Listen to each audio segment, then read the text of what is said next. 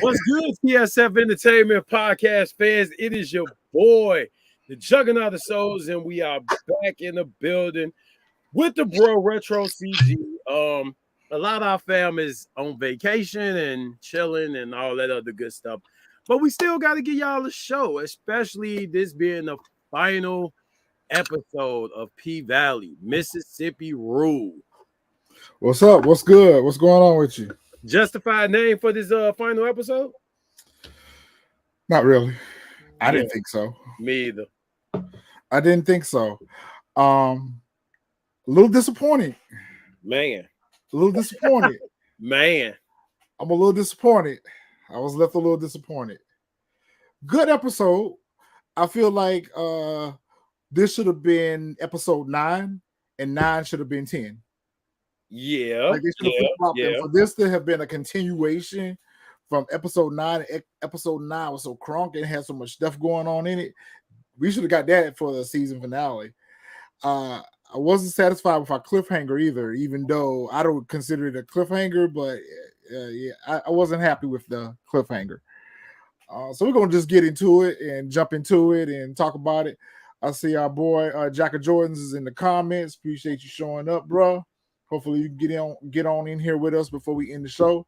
Hopefully Miss Honey, she'll pop in on us and we'll go ahead and talk about it. So Deborah, the episode was good. It was a good episode. I don't know. I feel a little disappointed when we get episodes like this for the season finale, especially when we've had so many other good episodes in between.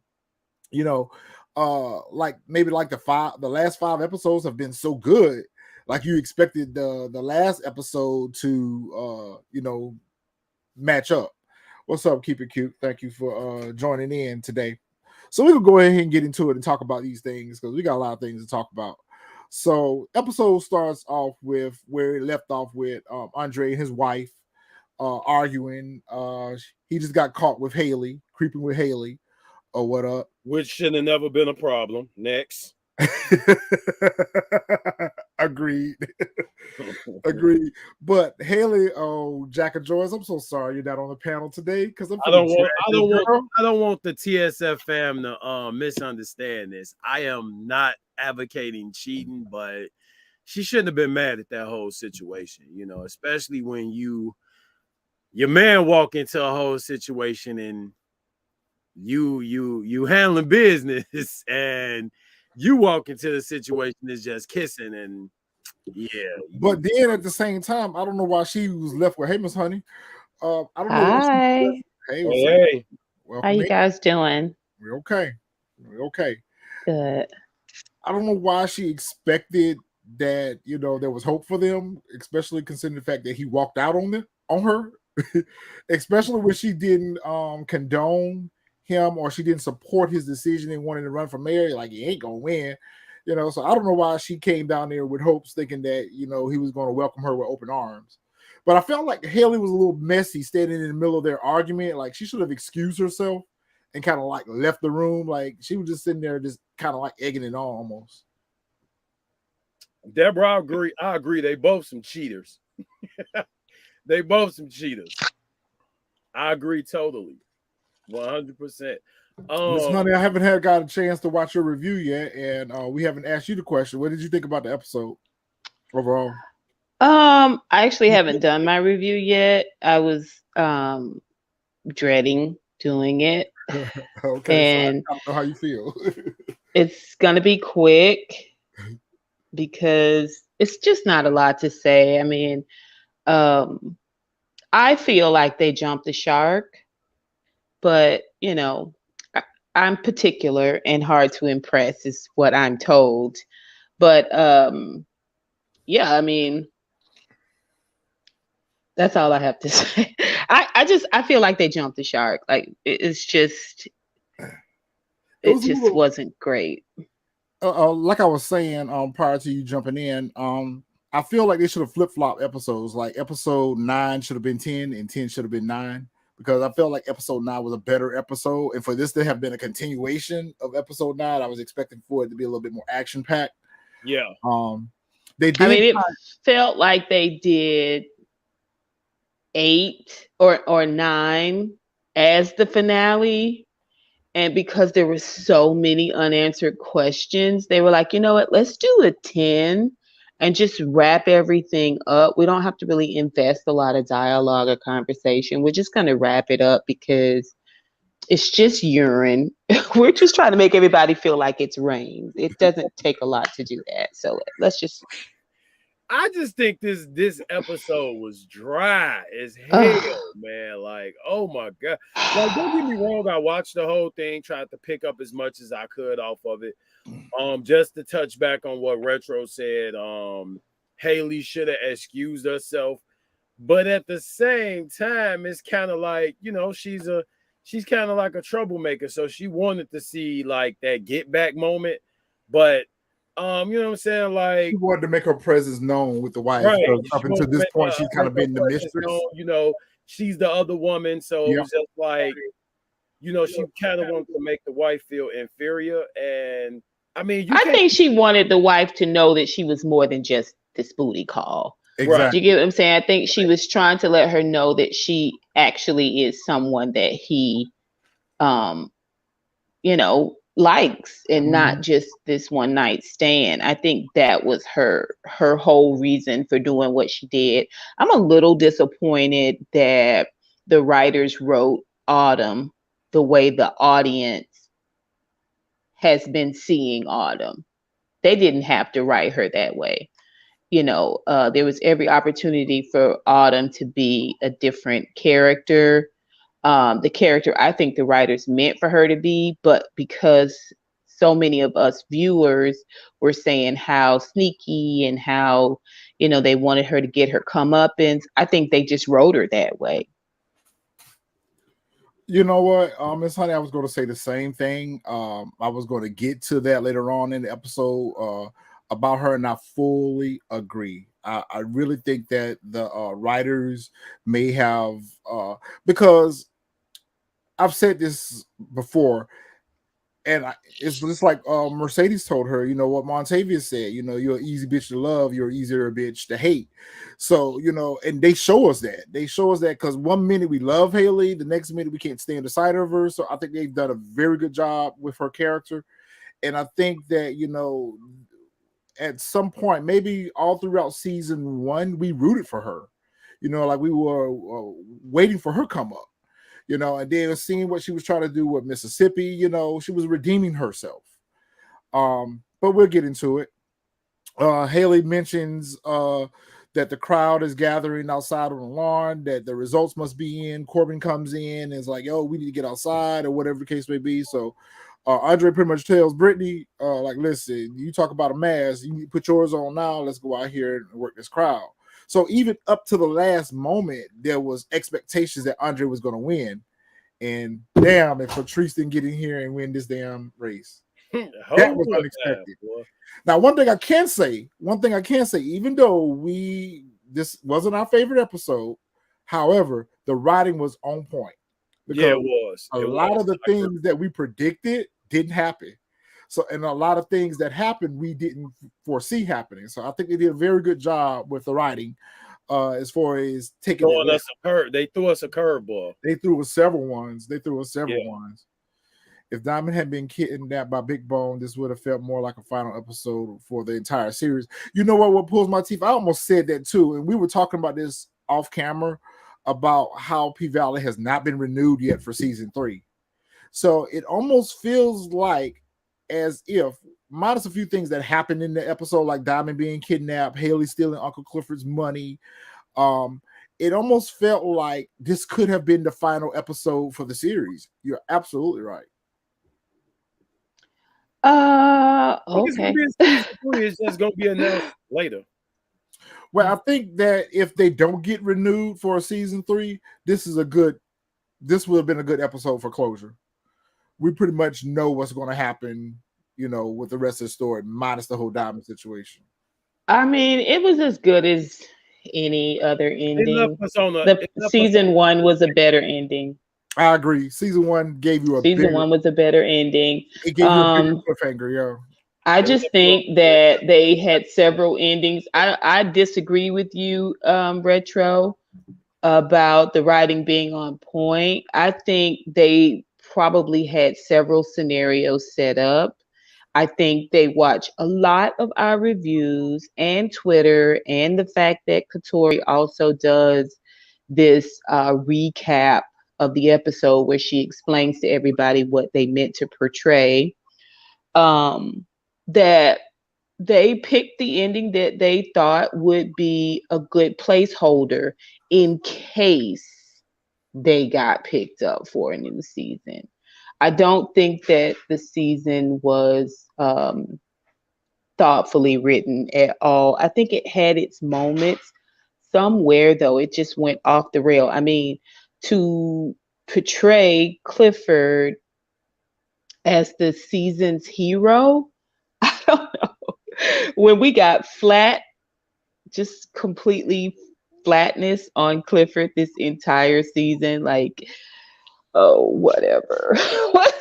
Whatever. Diamond gets stabbed and mollywopped and thrown in the trunk and with this tissue paper gag. Like, what are we doing? Big What's bone at that. happening? Big Bone. We're going to get into it when we get to that scene because I have a lot to say about that.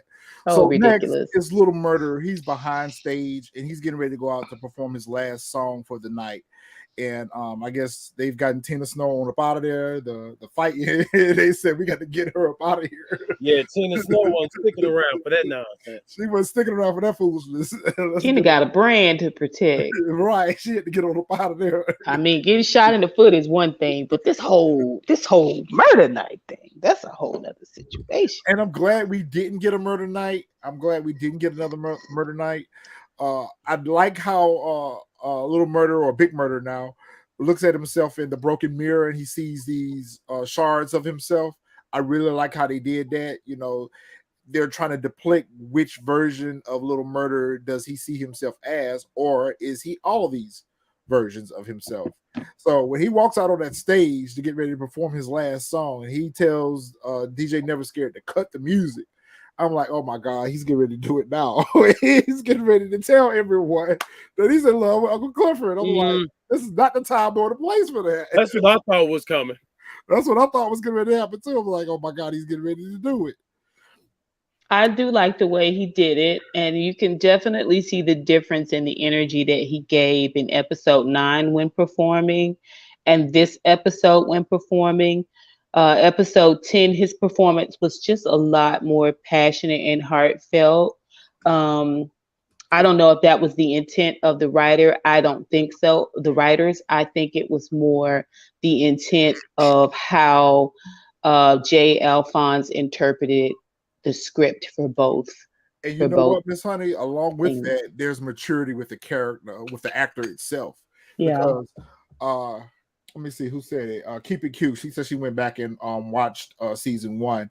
I rewatched season 1 last week as well. And this version of Little Murder versus the version of Little Murder that we met in season 1 is more confident. He's more sure of himself, and his performances were much better. His performance on on Murder Night wasn't as good as his performance tonight. So I agree with that, Miss Honey. I really do think that he really took that, and I mean, he did his thing. You know, to do the first verse of the song a cappella.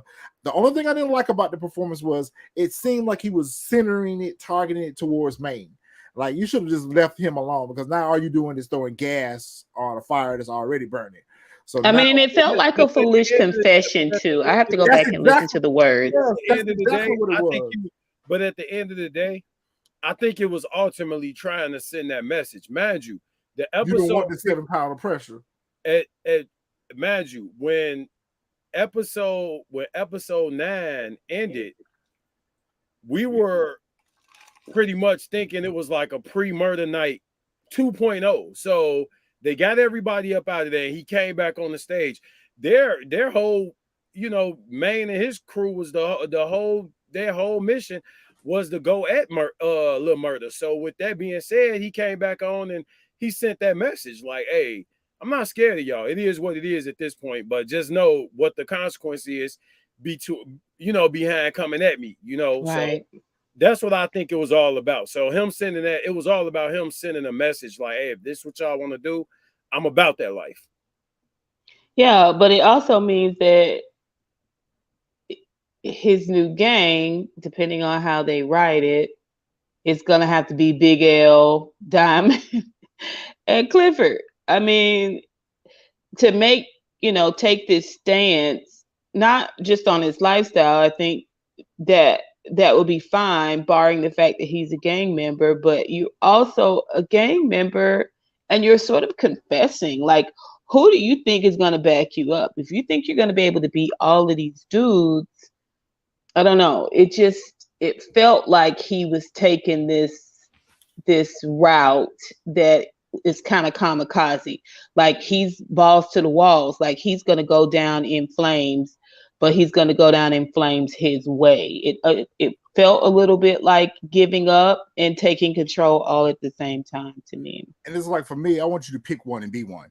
Are you I don't think, But I think that's what the shards, the mirror shards represent. All of these different people that he's been. But I don't everyone but himself. Yep. I don't think the Hurtsville Hustlers are gonna kind of like ban them out though. I don't think they gonna. If you send someone to go snuff a dude just because he said he may have something to do with this situation, you definitely are going to go hard on someone that you consider to be your fearless leader, but it turns out, he's a flexible bottom. Is that flexible? Versatile bottom. Oh my God. Oh my God. Like, I mean, those guys are not going to take it. They're not going to be happy. They're Neanderthals. They're knuckle draggers. They're not going to be able to take this thing. I haven't heard that one in a while. I don't think they're going to be happy, but at the same time, I don't think they're going to just say, like, all right, yeah, you done. Where was Walter, you guys? In the DJ booth. In the DJ booth. Yeah, he was up there in the DJ booth. I thought that was little never afraid. He was up there with him. He was up there with him. He was standing. But we didn't see him in 9 either, did we? I mean, you would think he would have been on the bus with Tina Snow and. He was up there standing next to Whisper. Okay. Yeah. Another jump the shark moment. Yeah, it was like a quick glance. They showed a quick glance of him in the DJ booth with DJ Never Scared and Whisper. But yeah, I'm yes, I kind of agree with that. Pick one, be one. You can't be this Hurtsville hustler gang leader and you out here moving work and selling work. You can't be this successful rapper. I mean, at the end of the day, your sexuality has nothing to do with what you do in your normal life, your everyday life. It just chooses that you want to live it out in the open and you want the world to accept you for who you are, whatever the case may be. So be it. Some people need that type of affirmation about themselves in order to feel valid. However, that doesn't necessarily have to do with the fact that this is your career. This is what you're choosing to want to be. You want to be this rapper. And, I don't kind of disagree with what Uncle Clifford was trying to tell him, but I kind of agree with what Little Murder was saying. It's not just your decision to make, it's mine as well. Right. But, however, Uncle Clifford is trying to tell you what's best for you to help your career further along. And then when you get further along down in your career, you choose to do this, then okay, then that's a whole nother story. But you're at the infant stage of your career. Like, your career could be over now before it even started, but the Little Murder doesn't seem to care about that. He'll be perfectly content with staying there in Chucalissa and being a Hurtsville hustler. But moreover, he spent the entire season with the career being his focal point. It's been his driving force from season one. I mean, he goes on this tour. He wants to do this tour. He has this idea for a 12-city tour. And yeah, granted, things may have changed when Teak unalived himself. I mean, that's a hugely traumatic situation.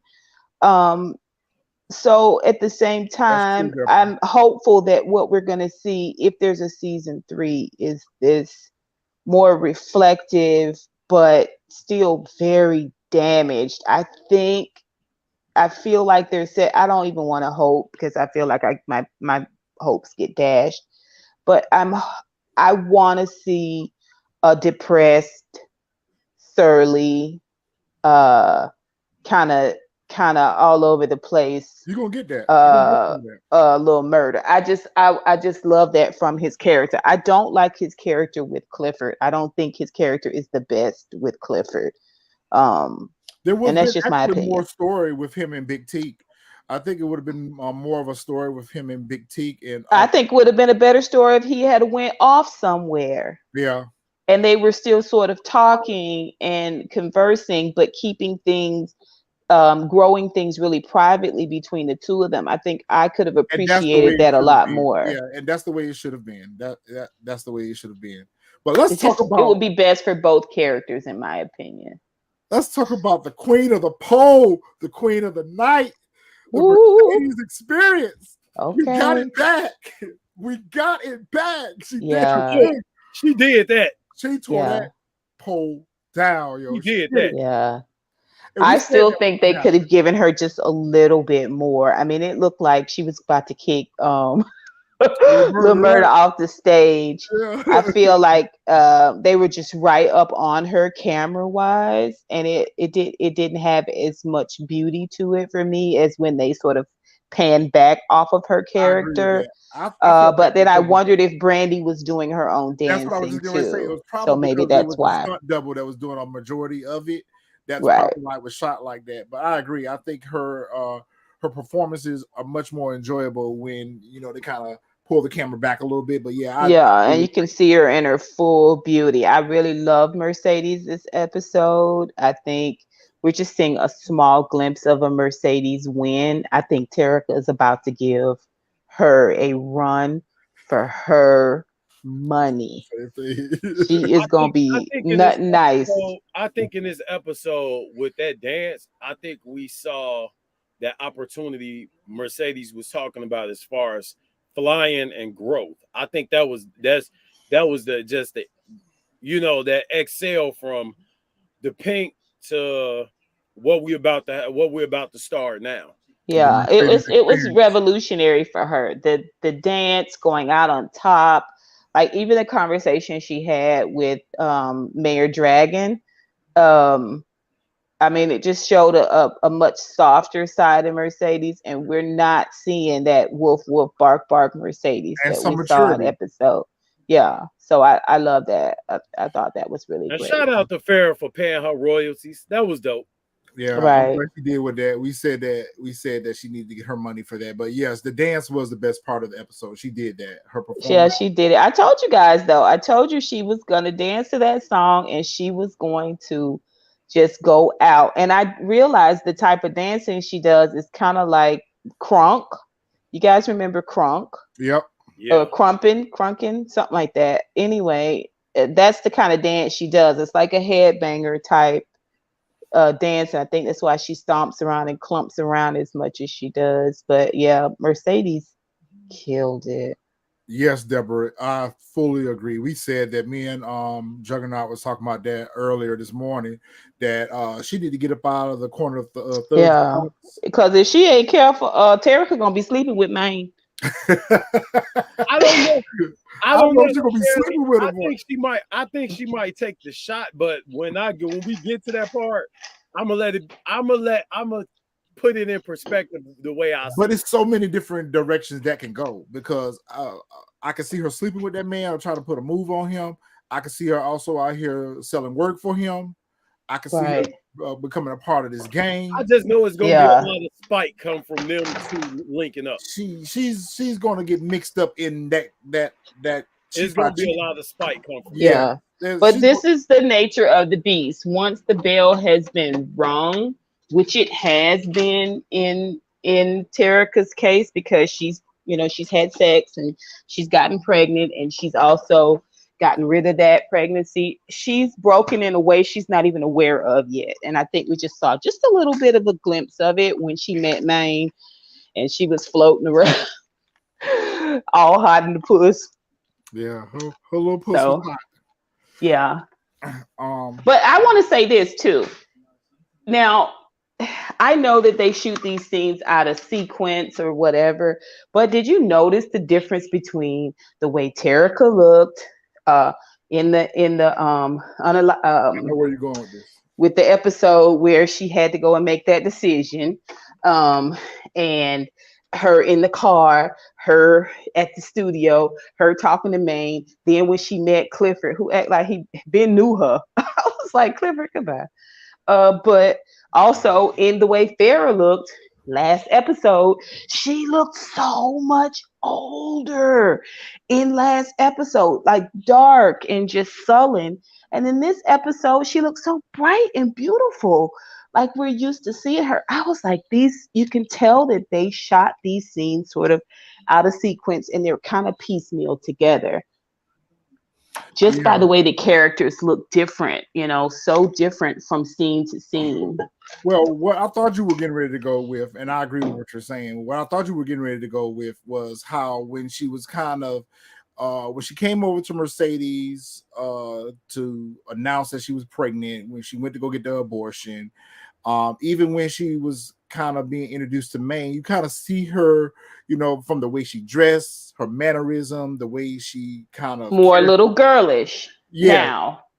But when we got to the club, she had this little dress on. She had a little ponytail. She had a damn Easter outfit on. Yeah, she had a little Easter church outfit on, and she looks. It's like they're trying to take her back to being a young girl, even though we had a whole episode where she was coming across way more mature and coming into her womanhood. Yes, right. Especially after the decisions that she's made, the consequences of her decisions. So I thought they were going to try to give us a more darker version of Tarika instead of this sweet little innocent girl that she's not, and that she's not going to be because she's going to be right across the street. No, in main face. I think she looks it, but she's, she wants to be Mercedes' little girl, but it's just so much has gone on with her. I don't think they're going to be able to keep the character in that way. Right, keep it cute. She should have sent her ass on into the house. Go and get in the house. She should have been at that party. Yeah. Or even Uncle Clifford said something about that. She was like, well, Keyshawn brought her baby here, but she was an infant too. Yeah. But this relationship, I'm looking forward to seeing. Yeah. In season 3. I think Mercedes is going to have some good times and some bad times where that girl is concerned. Mercedes is going to have a whole different set of problems that she's not accustomed to dealing with having a teenage, hot in the puss daughter living at home. So I just think I think personally, with that whole scene, Maine and Mercedes having that conversation, and basically him telling her, like, it seems like you made your choice.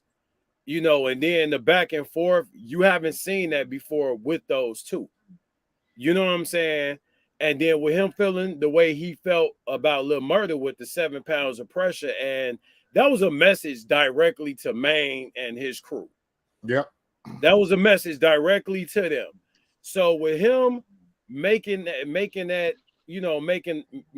that first verse, doing it a cappella and coming straight at him and letting him basically be known like, hey, look, I want all the smoke. You know what I'm saying? If you want it, you can get it. So now he targets Mercedes and even let it be known like, hey, we know about Lil Murder. You made your choice. I think that being spiteful, Tarek is gonna end up in the gang with Maine. She's probably gonna end up running. You walking heavy. You walking heavy, Juggy. You walking heavy right here. That would be a good scenario. I don't know if they'll do it, but it would be good. She's probably gonna end up running. She's probably gonna end up running drugs as well. She's gonna run drugs. The foreshadowing was already there when they had the conversation at the party, and she was like, she probably selling weed. Exactly. Agreed. You better hope that's all she end up selling now. She might be part of. She might end up being part of roulette stable. Everybody else is. Everybody else is right. Exactly. That whole acapella verse was about Maine hearing him. Like, look, dude, I'm not scared of you. Yeah, this is my second favorite scene, was that conversation between Maine and Mercedes. Mercedes was the MVP, I feel like, of this episode. I really, really liked her character this episode. I did too. I love that conversation they had. It was really genuine, like the snarling and stuff he was doing. I was like, oh, he for real, for real. He is not playing. He's not being coy with Yeah, her or soft with her. he even mentioned the gang colors. Yeah, He even yeah, mentioned the gang colors, like, oh yeah, you know, you got the red lights on. She like that was the pink. You know what I'm saying? And he like, oh no, it seemed like you made your choice. And I'm like, oh snap, like what? There it is. While she's sitting here driving a yellow car, while she's sitting here with blue streaks in her hair, she's made her choice. But she's got to move for sure. Yeah, not if she's planning on living. Yeah, she got to get up out of that neighborhood. Yeah. Yeah, but you know, that's a little foreshadowing that we've received all along, because even back last season when her and Pastor Woodbine were locked up, you know, Pastor Woodbine was trying to tell her, listen, you don't need to take that girl out of that nice house, that nice neighborhood that she's living in, and bring her over there with all them hoodlums and thugs. You're going to have problems. And, you know, Mercedes should have took heed to that. If that was something that you wanted to get your daughter back, then you need to move. You need to get on up out of that neighborhood, because obviously everybody in the neighborhood is gang affiliated. Everybody in the neighborhood is driving either a blue or yellow car. Yep. You know, so even though she's not a part of the gang, you live literally right across the street from the hoodlums where all the ruckus is at. And you're going to bring a 14-year-old who you just took to get an abortion. Don't think this is a good idea, Mercedes. You should have been asking Farrah about that condo that they owe you. Right? Can I get my condo? Place back? Right.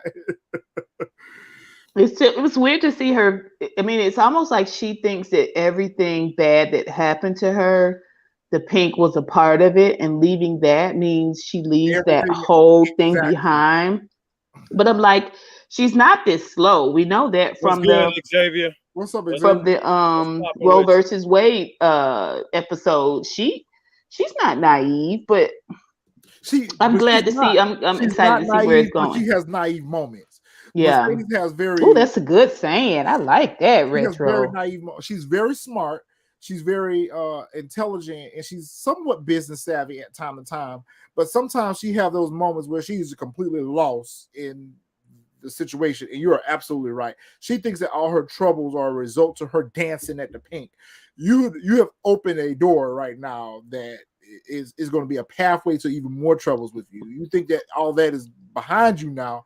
You got a whole nother set of problems that you're going to have to deal with. Yeah. I don't understand her.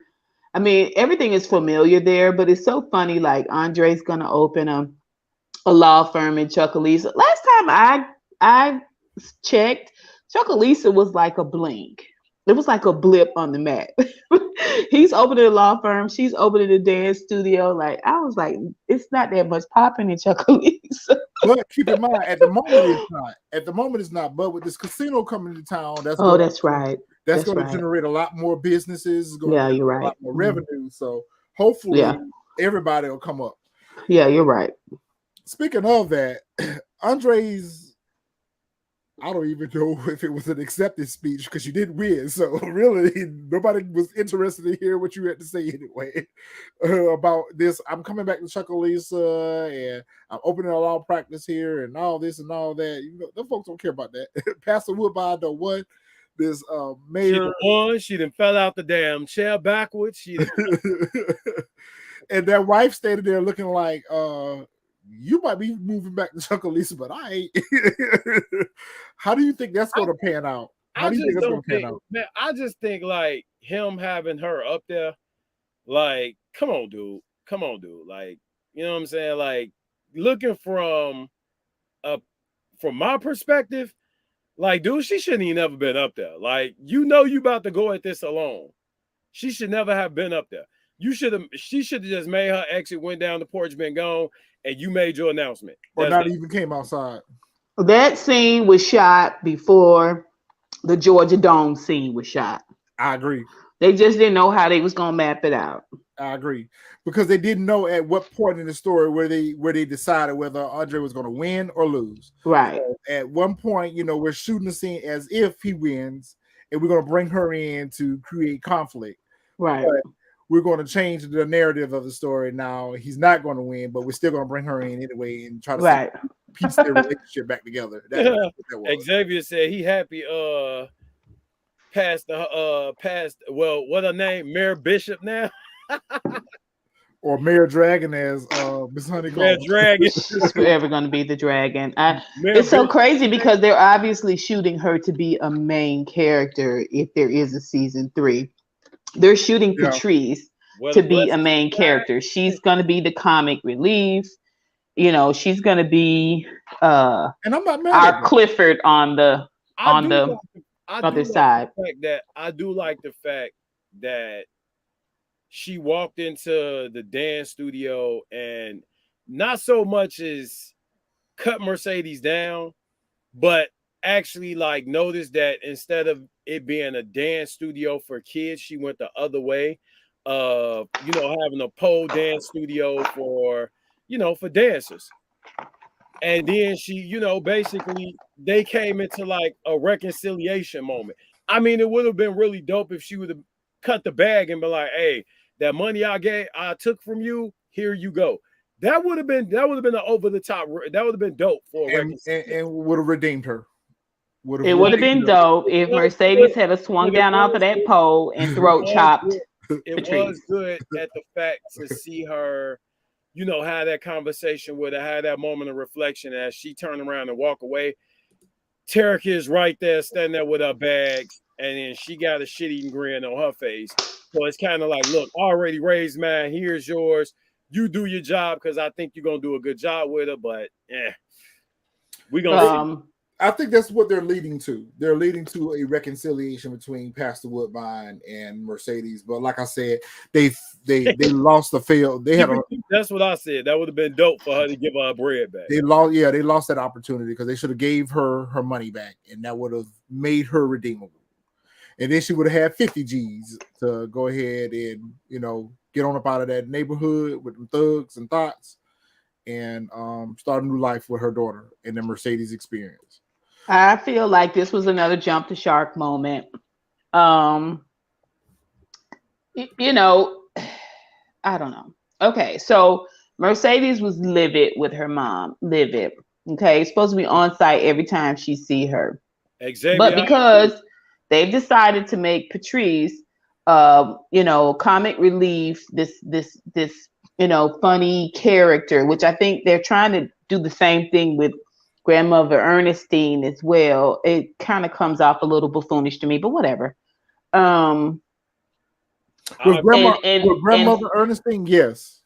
Yeah, well, I mean, I just think that because we responded so well to Patrice, it's like we're forsaking that relationship that she had with Mercedes. We're going to force the Mercedes character and the Patrice character together, and also we want to continue to portray Patrice as though she has redeemed herself, that she sort of had this reciprocity with everyone, and she has not.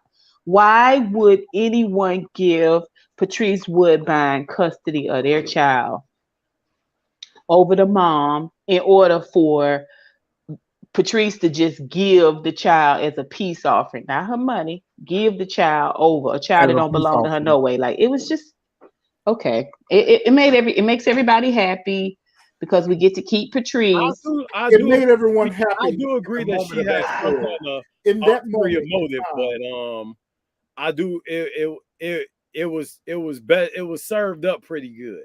That's what I was going to say. In that moment in the story, we can accept that. Further on down the line, we're going to be right back to disliking Patrice in her. I mean, I still don't like her ass. Don't get it twisted. Yeah. So I mean, you're not going to be able to not like her though. No, I don't like Patrice. But she's the savior. A very good job with her character. They have done a very good job writing her character. They kept her character very consistent with what we know of her, and even with her backstory, it has been very consistent that this is to be expected. This is the type of person that you're dealing with. You're dealing with a opportunist. But what's the difference between how they're writing Patrice's character and how they've written Autumn character? I would like anyone to tell me that. The same apprehensions we've had with Autumn and distrust we've had with Autumn, we have them with Patrice, except Patrice, because there's an element of funny there. It's this comic relief. It's this caricature. I think they've reconciled her character, but not the Autumn character. Autumn is destined to be our antagonist, which she's not a great antagonist. She's not, and they need to do a better No, job making her the antagonist. no. That's what she's going to be. It's not consistent. She's not consistently our antagonist at all. There's No. moments where we just really love Autumn. That's true. I think the way that they have reconciled Patrice's character is what we've seen from day one with her, and there has been no deviation from that. You know, from her using the church to be her stepping stone. She was in that man church trying to take that man church over. She wanted to preach. You know, she stole her daughter's money. It made her daughter feel like she was blasphemous because she was stripping. But, you know, you did these same things in your past. You know, she was hoeing out her daughter at the whatchamacallit to pay for their food, but then got mad when her daughter was sleeping. So, I mean, we've seen consistency with Patrice's character that she is an opportunist and A user, an abuser, a liar. Yes. With Autumn, we've seen opportunities where I think that's gonna blow up in her face. I think all that's gonna blow up in her face, though. Yeah, because you heard what Wayne Kyle told her. Tarika is gonna end up bad. I'm telling you now. You heard what Wayne Kyle said. Wayne Kyle said, well, you know, just because you're the mayor, you know, I'm still head of city council. We're going to be butting heads left and right, you know. And I just don't understand why the viewers have more forgiveness for Patrice than they do for Autumn. It's weird. I think that because of the sacrifice that Mercedes and Uncle Clifford and the rest of the club made for Autumn, and the fact that she has not shown any level of gratitude towards it. That's my biggest issue with Autumn. If somebody killed somebody for me and buried the body and covered up the whatchamacallit, you know, I'm going to be indebted to them. You know, there's no way I could ever repay that debt. You know, you saved my life, you know. And Autumn just kind of walks around here with her head and nose up in the air like she's entitled. And it's like Uncle Clifford was telling her, like, we thought we had a sister for life, you know, and you do us like this. So it makes it very clear that Autumn don't care about nobody but herself. The man that's willing to leave his wife right now for you, that you're pregnant with twins by, is willing to blow up his whole life for you, and you leave and change your number on the man and just walk out of his life. You know, so I don't give a shit about nobody but herself. Where was he willing to blow up his life? Anyway, it doesn't matter. It doesn't matter. It doesn't matter. They're gonna write it like they want to write it. It doesn't matter. I say that because he told his wife that he was in love with another woman in the first season, though. But when he told his wife, well, I'm just talking about the we got confirmation of it tonight. When he told his wife that, well, you could go be with the doctor, you know, because I'm in love with another woman. So you go marry him. I want to be with her. Right. You know, so he was willing. His wife is sitting there trying to want to put their marriage back together, but he's perfectly came to the conclusion that I don't want to be with her no more. I want to be with Autumn. I don't know, man. After you get caught giving top, bro, ain't no coming back from that. Ain't no. But when you both in the wrong, you both share that giddy. You both share that burden that's hard to bear. Both of you cannot possibly get your lick back from that. It's nothing you can do. I'm done. I'm out. Well, I agree. I agree with that. That's the cardinal sin. That's a big no-no. But at the end of the day, yes, I sir. mean, she's done nothing no different than he has. So Lil Murder and Mercedes, they coming backstage. Mercedes got 2 bags of money. She got the stage was covered with money. She was getting all the money. So she got that Mississippi money. Yeah, she got that roulette money. Yeah, Keyshawn money. 2 trash bags full of money. But you notice that they didn't show. I was mad about that because what they should have did was they should have panned the camera to Whisper and Roulette, who've been talking cash shit about her all season about being a grandma, and she got gray coochie hairs and everything. They should have panned the camera to her and showed them watching her performance, and they should have made a comment and gave that lady her props. But they were nowhere to be seen or shown. But they should have written that where those girls acknowledge that damn OG got it still for real. Well, Mercedes isn't going to dance anymore. It doesn't mean she's not going to do the choreography and some teaching and stuff outside of her studio. She's probably going to train the new dancers and stuff like that. I mean, they've got to incorporate her in with That's what Uncle I'm saying. Uncle Clifford because Clifford they're may so just close. send girls over she there gonna still for have that. some kind of. I think she's gonna still have some kind of affiliation with the Pink. Yeah, she's probably going to train the girls. She's probably going to do the choreography and She's gonna be in charge of the girls. yeah, she might even become the new whatchamacallit, the mama, the dress the girls and they floss and stuff. She's Oh. going. Hey, Retro. Keep It Cute said, I saw Roulette cheering for her for a split second. Okay, I gotta go back and look for that then. Okay.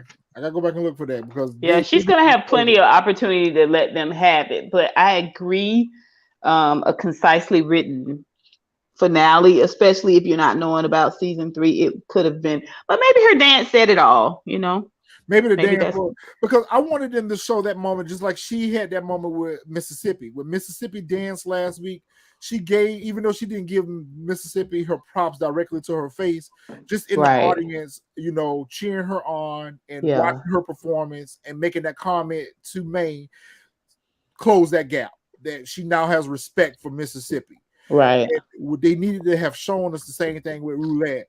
And even if Whisper wasn't even included, they need to show with Roulette because Roulette has been the biggest one that's been dissing her and throwing shade at her and, you know, rubbing alcohol on her vanity and shit like that. Roulette should have said, damn, OG still got it. Speaking of Roulette, what happened to Big Rue these last 2 episodes? Really B ain't on here, so you can say that argument for her when she get back on here. Really B ain't on here because I ain't make that. I told y'all wasn't nothing gonna happen to her, man. They signed her up to be They signed her up to be one of the head honchos, bro. Wasn't gonna happen. She gonna be Ronnie. Well, I mean, we had so many big and little fires that we didn't get to put out for whatever reason. Yeah. I think we're probably going to see the continuation of some of them in season 3. They had too many. I mean, in season 3, it'll still be like a week later. So, well, right. Sis had 2 episodes to make something happen. That's true. That's true. That was this season's bet. Now, if that's right, that was this season's bet. True. So you get your $20, right? So Uncle Clifford was going. I had the 20 ready for. I'm like, man, something gonna happen. Then I'm like, wait a minute, hold on. But they had too many story arcs going on. So I knew, even when y'all were going back and forth with that bet, I knew that they had too much other stuff that was pressing. Yeah, that was more important than that. That was kind of like a in the background recur. And that particular incident happened with recurring actors. So these are recurring characters. So we knew this is a recurring storyline that's going to come back later on. Right. That it wasn't part of the main storyline. Uncle Clifford is backstairs. She's crying, and you know Mercedes and Little Murder go to try to console her, and she announces that Grandma Ernestine didn't drink the water, and Little Murder knew exactly what that meant was that she didn't pass. She made it. Listen, when Clifford was back there crying, I definitely thought Grandma was gone, man. I was like, oh damn. I told you they were gonna do Loretta Devine like that. If it would have been anyone else playing that character, I probably would have turned the shit off. I ain't gonna. If it was anyone else playing Grandma Ernestine and not Loretta Devine, I would have expected that. But because it was her, there was no way they could end her character. I agree. Terrence is a punk. Because ain't no way in hell you still in my Chevelle. It's your ass. But keep in mind, we don't know where we're at. Like Miss Honey was saying, season 3 could be the next day. We don't know how many days have gone by. But I think more so, if anything, I think that me and you had this conversation when I was in the gym earlier. I think that this is us seeing that infant stage Big Rue's glow up. This is her boss up right here. This is her boss up moment. And now that you have one of Clifford's entourage trying to get in on the whole thing, I think that's who's gonna pay the price, which is gonna involve Clifford some kind of way. But I don't think necessarily anything's gonna happen to Big Rue as far as like Terrence. I think that shit dead. Yeah, I don't think so. I think they're just waiting for us to forget. I think it would be the perfect segue into adding It's gonna more be a callback. drama is to bring that It's gonna be a Terrence callback. character back. They're just putting a pin in it, and it really happens like that in real life. Like sometimes people retaliate right away, and then sometimes they let you get comfortable, I and you don't think know. it's all Gucci, and Terrence then don't seem that strategic. It's gonna be a call. No. It's gonna be a callback. It's absolutely. And if he do call, and if it is a comeback to that scene, it's gonna be a callback. Big Rule gonna lay his ass out. There's gonna be some consequences. Roulette may end up laying him down. I don't disagree with that. I think if anything, her girls some consequences. It's gonna be some consequences. Yeah, I think one of the girls, and she may get in over her head. She may end up getting in over her head where Duffy and Big L may have to come to her rescue as well. True. So because because she does a great job of playing hard, but we've seen her in her weakened states, and we know inevitably she's just a broken, wounded bird, like a lot of the girls at the Pink are. Exactly. And I think they've done such a great job building that, even with Big L, even though her interaction has been less with Big L, it was impactful. Because when he sat her down there in that chair and was telling her and talking to her and was like, "You remind me so much of my daughter," they bonded. Yeah. And then of course, she bonded with with Duffy or whatever. So I think whatever's going to end up happening with Roulette is Big L and Duffy are going to have to come to her rescue. But I do think that Uncle Clifford's friend is going to end up being the consequence. Yeah, when we come back to season 3, everybody, it's going to be like Boys in the Hood the day after the brother got shot, where everybody was like coming out the house like next day and talking about the night before, like whatever happened to Diamond. Yeah.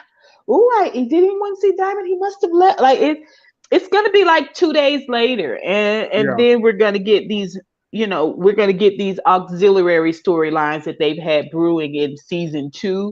We're probably going to get those opened up for the first 6 episodes, and then it's going to be about Clifford all again towards the end. That seems to be the MO. Xavier, I don't think that Big L is going to switch up the loyalty for Rule versus Clifford. I think his loyalty is always going to remain with Clifford. Even when he got fired, he even made like a little jab and was just like, "Remember, you fired me." But the whole situation with the bank account getting cleared out, he even told Clifford then, "I guess the drugs that you didn't want in the club is gonna be what brings the club back." And he had the oxy then. I don't know, Xavier. I think Nineveh is gonna probably end up being whereas we thought it was gonna be Toy. We thought it was gonna be Toy. I think it's gonna be a vessel. I think she definitely gonna be a vessel though. They better not kill. What did it say, Nineveh? Yeah. I don't think she's gonna necessarily die, but a victim or something. Yes. Yeah. Who's Nineveh? That's the house mother, Uncle Clifford's friend. Yeah. The other transgender. That, the girl that sells the floss. Yes. Yeah. She approached Roulette in the locker room. Yeah. She's fodder. Yeah. I think she's gonna be a victim. She's gonna be a victim of something. She's fodder. Rape is gonna be rape or assault or something like that. It's something gonna end up happening. Yeah. What pulls my teeth? I think you might be right to that one. I told you it's just something. Retro. I told you earlier. I said I think that Big Rule is gonna be. This is that transcending into boss mode. Yeah, for a little while until Uncle Clifford finds out about her sideline hustle. She may become the new headliner for the club. She may become the replacement for Mercedes temporarily. But when all her dirt comes out into the wash, Uncle Clifford gonna put her ass on the pot of there. He's not gonna condone that. It's gonna be anything like when he put Big L out, or like how he put Toy out and ended up taking pills. Right. Ended up taking pills by the end of the episode. You went from hating drugs and it's tearing down the community to taking to yourself. I'm going to talk about that later on too, because I thought there was a missed opportunity with that too. Okay. But Mississippi gets her new whip, and we see that Autumn has redeeming moments. Autumn has set her up with a whip, a full tank of gas. She got a trunk full of nice clothes and money, and Mississippi should have been well on her way. She went to go say goodbye to Little Murder. I love that scene between her and Little Murder, that big brother, little sister type deal. I got you. Here goes stacks I owe you, or whatever. They say they goodbyes. She gives them a bit of advice, like, listen, I'm gonna miss Uncle Clifford too, but you don't have to. Another great moment. It was another great moment. It was a great moment. But it was also an unrealistic moment too, because we knew that this is not goodbye. You're not getting out of Chucalissa. You're not leaving. And here go Wicked Witch stepmother fucking messing things up. Don't get me started. I mean, she left the night before. She left the night before. Night? Right. It's the next day. Right. Why did she go that night and get the kids and skirt on up out of there? They just weren't sure what they were going to do with the character. This is the ending they went with for Keyshawn, or the route they took for Keyshawn. They did not do a good job explaining that. They did not do a good job explaining. It was crazy. What was the lady talking about? Did she just go home and go to bed, and they got up the next morning to go get the kids? Sleep in her car. What was the CPS lady saying? Like, the way she laid it out, I was like, I am so confused. I think it was more so Mississippi being, interpreting things the way she interpreted, because mind you, the first thing she brought up was when this is what, when Really B was having that conversation, she brought up the abuse on the child. Same here. She brought up the abuse on the child, and it should have been reported then, but she overlooked it and signed them papers, so it came back to bite her in her ass. I'm a step into that a little bit. Well, first I want to respond to Xavier's comment. Yes, just because she helped one person doesn't mean she ain't shit. But what do you mean help one person, Xavier? She gave $250,000 to save the pink, and Clifford is still no smarter than he was the moment she gave that money up. And she also gave Mercedes that money to get her dance gym. She did that as well. So she's done a lot of things that have been redeemable. But I agree. I mean, she still ain't shit. But at the end of the day, like I say, it's a tug of war with her. She's Jessica Rabbit. She's drawn, badly. But, it doesn't mean her character is a bad person. Again, why more venom for Autumn, who has done more for these characters than for Patrice? Yeah. Who all Patrice has done is fall down real funny, like, you know what I'm saying, and make everybody laugh. And that's supposed to eliminate the fact that she was majorly abusive to Mercedes, one of our favorite characters. She beat that girl in the ground, stole her money, basically told her she wasn't ish and wasn't gonna never be ish. But we laugh and we celebrate her because she makes us laugh. Stole her building. But we celebrate her because she makes us laugh. It's a metaphor for our culture, period. You know what I'm saying? Entertain us, and we don't pay attention to the ish that's really going on. But let me get off my soapbox, Joe. She did Virgin Love. She did help all of them. If you really want to be technical, that makes the most sense, because, I mean, she saved the damn pink, and all of them needed the pink at the time. Include her. Yeah. Include her. She needed it the most. Let's just be clear about that. She didn't just save the club for them. She saved it for herself. She needed a place to hide in plain sight. And they didn't just kill Montavious for her. They had to kill Montavious because he was going to bring them all down. He was going to eliminate all of them for harboring her, for protecting her. And he probably didn't know whether or not, they knew that she was stealing his money too. So, there's a whole different element to that side of it. But I do think that on the other side of it, everything that she did, she was supposed to have done. It's just like Uncle Clifford. You better have saved this club. Look what we did for you. We gave you a place to hide out. We gave you refuge. They took her in. They didn't really. Uncle Clifford knew she was a fraudulent. Uncle Clifford knew she was fraudulent when she came up with that fake ID, but he didn't really ask too many questions about it. He kind of exploited her a little bit and made her go get that information about the casino, but that was a favor for a favor. But we're going to have some more deeper conversations about that before we get through this episode, I'm sure. We haven't even got to those scenes yet. Uncle Clifford in Little Murder is waking up the next morning, and Little Murder seems very content with coming home to Uncle Clifford every night. This is home to him now. And Uncle Clifford is, just trying to figure out, what is this? We're playing house within my four walls. We're playing Freak of the Week. We're sucking and fucking at the club, but Uncle Clifford is basically saying on the outside of these places, we don't exist. And so you need to go and get on this bus and you need to go and do your thing and don't look back. And, he kind of said some harsh words to Lil Murder that, made Lil Murder feel like, well, damn, let me just get my shit and get the fuck on up out of here then. But, that wasn't goodbye.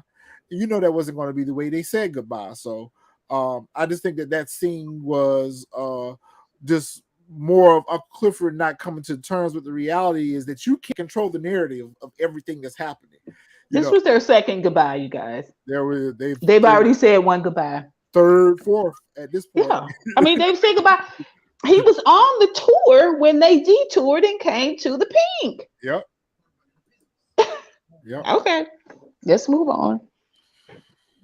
Now, Autumn has helped people, I agree, but in hindsight, it seems she planned all of this to run game on these people. Patrice doesn't necessarily pretend to be someone she isn't. I do feel like there was ulterior motives involved where Autumn is concerned, but I don't necessarily think it all was centered around the club. I don't think that she came there with intentions on buying the club. I don't think she came there with intentions on selling the club in Promised Land. She took advantage of an opportunity when she was dancing with Corbin and Andre that night and overheard all that. That's when those wheels started turning. When she initially came there, it was just a place for her to hide in plain sight and siphon money from them telechecks and move on through. Because remember, if Montavis hadn't showed up that night, she was going to take the money and run that night anyway. She was saying goodbye to Mercedes that night, and Mercedes was telling her, like, look, you need to go tell Uncle Clifford bye. You need to tell Andre bye. She was getting ready to get the money and pass on through anyway. So I think that all this became an opportunity for her to take advantage of them after she overheard and got privy to what was going on in town. And she took advantage of that. I think Patrice obviously plotted and schemed for however long it took Mercedes to save that money, that $20,000 she stole from her. She was already trying to figure out a way to get her hands on the church and the congregation. So, Patrice's motives were a little bit more predictable. It's weird. I'm telling you. And I love you, Xavier. I think you're funny and I think you're very, very smart about these shows and your commentary on these shows. I'm giving it up to you 100%. But just think about it. You don't know very much about Autumn, but you got her in the hate column. You know all of the dirty ugliness of Patrice, most of which has not been rectified. When she came into that studio, she didn't apologize to Mercedes. She didn't say, I want to make it right. She just said, you know what? My recompense to you is going to be, my reciprocity to you is going to be giving you this child that I don't want to raise no way. And now we all are on our feet applauding her. We know the ugliness of Patrice and it hasn't been rectified. We know that everything that Autumn has done, the little that we know about her, has been to pull herself up or to save herself out of a situation or to save others. But the group, but the crowd hates her. It's just weird. It's weird, and I think if you look at it in this fashion, a lot of people hate Autumn because of the fact, like, it's kind of like what Diamond and Big L said. Like, this was what compound interest. We not only killed this man, but we got rid of the body too. You know what I'm saying? And that right there, it's kind of like Retro said, you forever in debt to somebody who did that, because it's like, what else can you do? It's nothing else you can. Basically, it's just like you got to ride with them. You got to ride with them till the wheels fall off. But you just keep doing stuff to, you know what I'm saying, to kind of shit on them. And basically, it's like you're trying to stay one step ahead of them in this trifling way, but at the same time, you're forgetting that if it wasn't for them, you probably would have went down for murder. But she didn't murder him. Mercedes did. Or you would have got killed yourself. Actually, she would have been murdered because Mercedes went in there to save her, to save her with no other intention other than I got to get some help in here for this girl. Yeah. I mean, again, I guess we're arguing semantics because it's really about the writing and how they it allow us to spend time with these characters or to get to know these characters. I'm probably one of the few people that's come out of this thing thinking that the Clifford character has been a dud in this season. Well, So it goes back to what we emphasized earlier, is the fact that the writing has taken a different direction with all the characters. Yeah, it's been schizophrenic, and I think likewise our perception of the characters are a bit, all over the place as well. I think one of the things about Autumn is when we first met her in episode 1, she was a battered woman that was on the run, that had just lost her daughter, and she was taking up a new life. We sympathized for her. She was taking up a life anew. Thank you, Xavier. We sympathized for her in season 1. She was taking up a life anew at this club, and she took refuge. Now in those moments, she had a little snarling with Mercedes. She had a little snarling with the other girls. She had a nose turned up or whatever, that she was better than them. And then we instantly started to see her execute her mission. And her mission was to get somewhere stable and to get somewhere where she can get access to that money that she left. She can hide out and rebuild herself. And that's exactly what she's done. That's exactly what they showed us, is exactly what she's done. And she did a beautiful job of it. If she hadn't have stopped to save Mercedes, which we're glad that she did, and they in turn stopped to save her from this Montavious character, she would have slipped out past all of them, Montavious and everyone. She had all the money. Yeah, she could have just, because it takes you back to what was her motive, what was her reason. What was her motive and her reason for going to bail Mercedes out of jail when the other girls didn't? When the other girls went down into the Bell's bombing and they found out how much the money was to get her out, they left her ass there. Autumn came back and got her. Yeah. So, I mean, to me, she did a great job laying low. Let's not forget the comic strips over the project window. It's like she did a great job of laying low. She kind of exposed herself. And we knew that she was also dealing with trauma. And we learned in later episodes that what that trauma was. She had lost her daughter that night. She was in abuse. And her and Mercedes had that in common. Yes. So they kind of developed a bond, a friendship, which we saw at the beginning of this season where they were even living together at one point. Yeah. So, somewhere the writing went awry where Patrice became our hero, our savior, our lovable character, and Autumn became more dejected and rejected than ever. Like, it's odd to me. Well, everything pointed to her being first lady of Chucalissa, in my opinion. And that's what it should have been written as. Yeah. So Patrice is at the office and she's taking down Kyle's posters and his campaign marketing material, and she's throwing it all away, and she's just basking in her moment of glory. And she sits down in the chair, and you're right, there's a comic relief. She falls out of the chair, legs up in the air, and ha ha hoo hoo. Mercedes is watching her on the TV and is like, this bitch she always wins. She always end up. But at the end of the day, you can't also be mad at Patrice. I mean, look where she's came from. She came from a hoe that rip and ran the streets. And Xavier, I definitely caught that.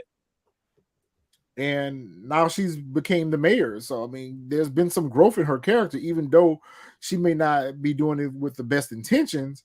But, she's taken advantage of every opportunity that she's been able to take advantage of to better herself.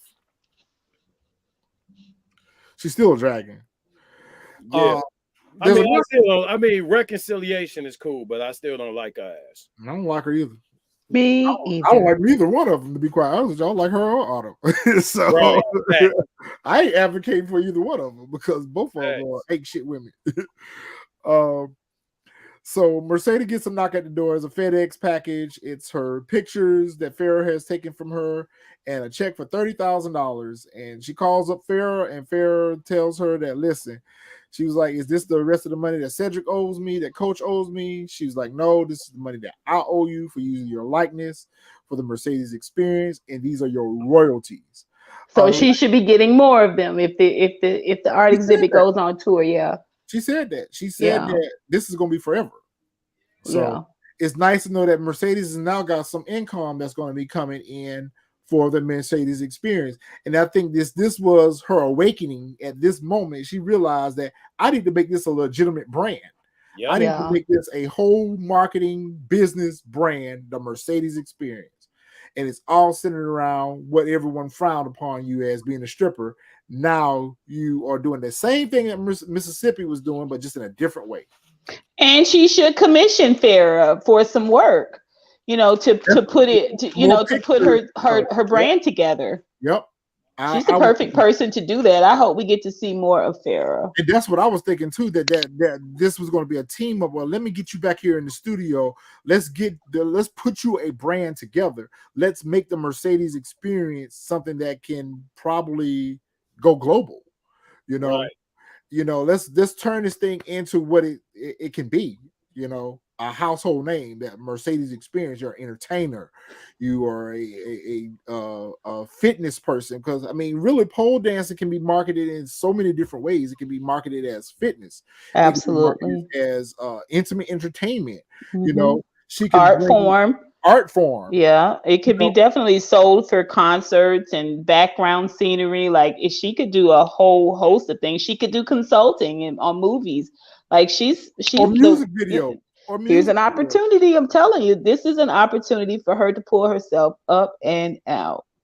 And she could really be a choreographer. I mean, she could choreograph dance routines for music videos, for rappers and things like that. Hell, she could even put some work together for Little Murder. Yeah. There's so many different directions the Mercedes experience can go.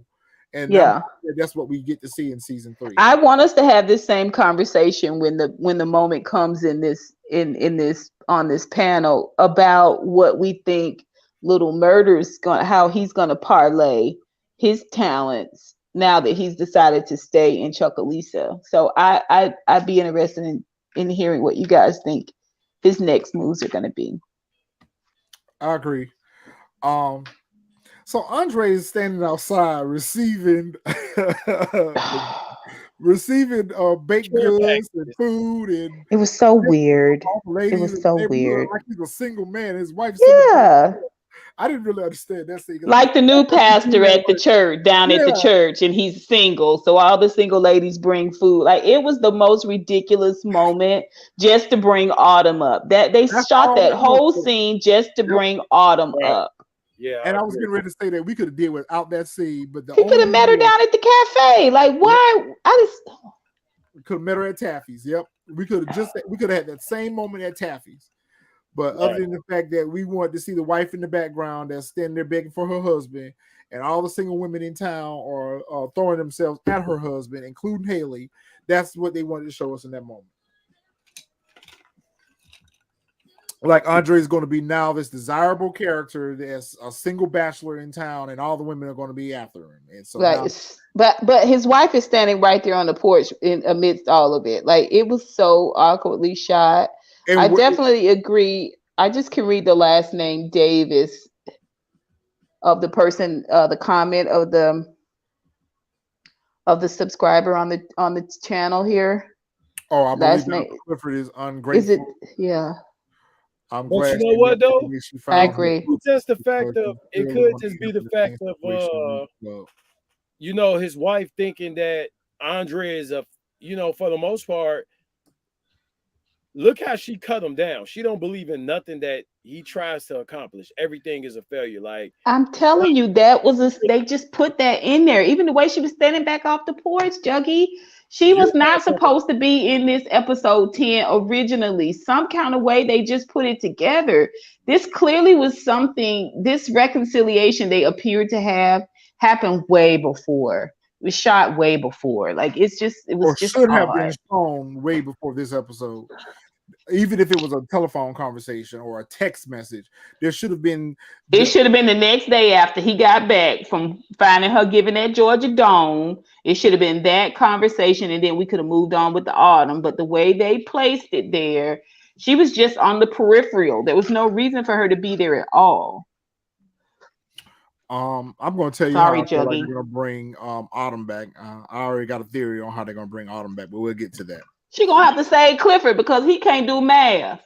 He don't watch his accounts. You know, I mean, you don't fire Big L. Why he can still pull up your numbers is beyond me. You know, and he's not great with money. He is not great with money. Period. Autumn gonna come back. I have to disagree with that. I'm gonna have to argue with y'all on that. I don't think Autumn is coming back to the pink to save Clifford. I don't. No. If Autumn come back to the pink, it's a wrap. Autumn's coming back. If she comes back, it's not gonna be to save Clifford. If she comes back, it's gonna be to help Diamond out. Exactly. It's gonna be like a Diamond caper. It's not gonna be by choice. They're gonna have to go find her. Because when Big Bone and this other ninja assassin kidnapped Diamond and they didn't kill him, they're going to hold him for exchange for Autumn, and they're going to have to go find Autumn. It's Haley, and I don't think Autumn's coming back before. If there's a season 3, I don't think she's coming back before episode 7. Yeah, they're going to have to find her in season 3. Yeah, they're going to have. And she's going to be plump. She's going to be pregnant with twins. So they're definitely finna interrogate the shit out of. Yeah, they don't want Diamond. They don't want Diamond. They want her. They want her, and they want that money that she now has again. They want her and that money is what they're going to in that garbage bag. That was so funny. Her in that Mary Kay suit with the garbage bag. I was like, Mary Kay.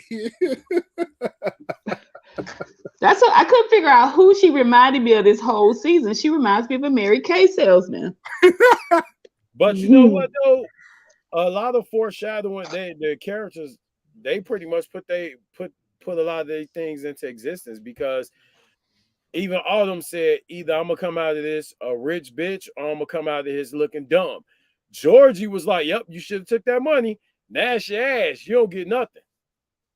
Yeah, so she calls up Georgia and she's being overzealous as usual. And like, well, I was asking for 10, but now I think I need 15 million. Now you get nothing. You get nothing. You want nothing? You don't deserve nothing. So should have took that $5 million that lady offered you more than enough for what that raggedy ass club was worth. You should have took that $5 million and skirted them up out of there. But no, you had to have more. So Georgia, I hate to keep I hate to keep going up for Autumn, but again, Autumn and Clifford could have definitely pulled off $10 million if they had worked together. If they would have worked together, yes. If they had worked together, but because Autumn was going against Uncle Clifford, he didn't see the occasionally going against Uncle Clifford because occasionally Uncle Clifford was wanting her to get that money, get that bag. Yes, but I think he wanted them to work in conjunction together. But Autumn was making moves on her own and not necessarily including him in strategy on how she was going to go about getting money. So he was just kind of like wondering, and I would too. Is she going to get this money and run, or is she going to get this money and really give me my portion of it? So I can't necessarily blame for Uncle Clifford for making moves on the side because Autumn wasn't really forthright with her intentions either. I mean, he had to overhear a conversation that she was having with Andre about what her intentions were with the club to begin with. But she had a whole conversation with him, though, Retro, about why he's spending so much money. She's there balancing the books, trying to make the books work.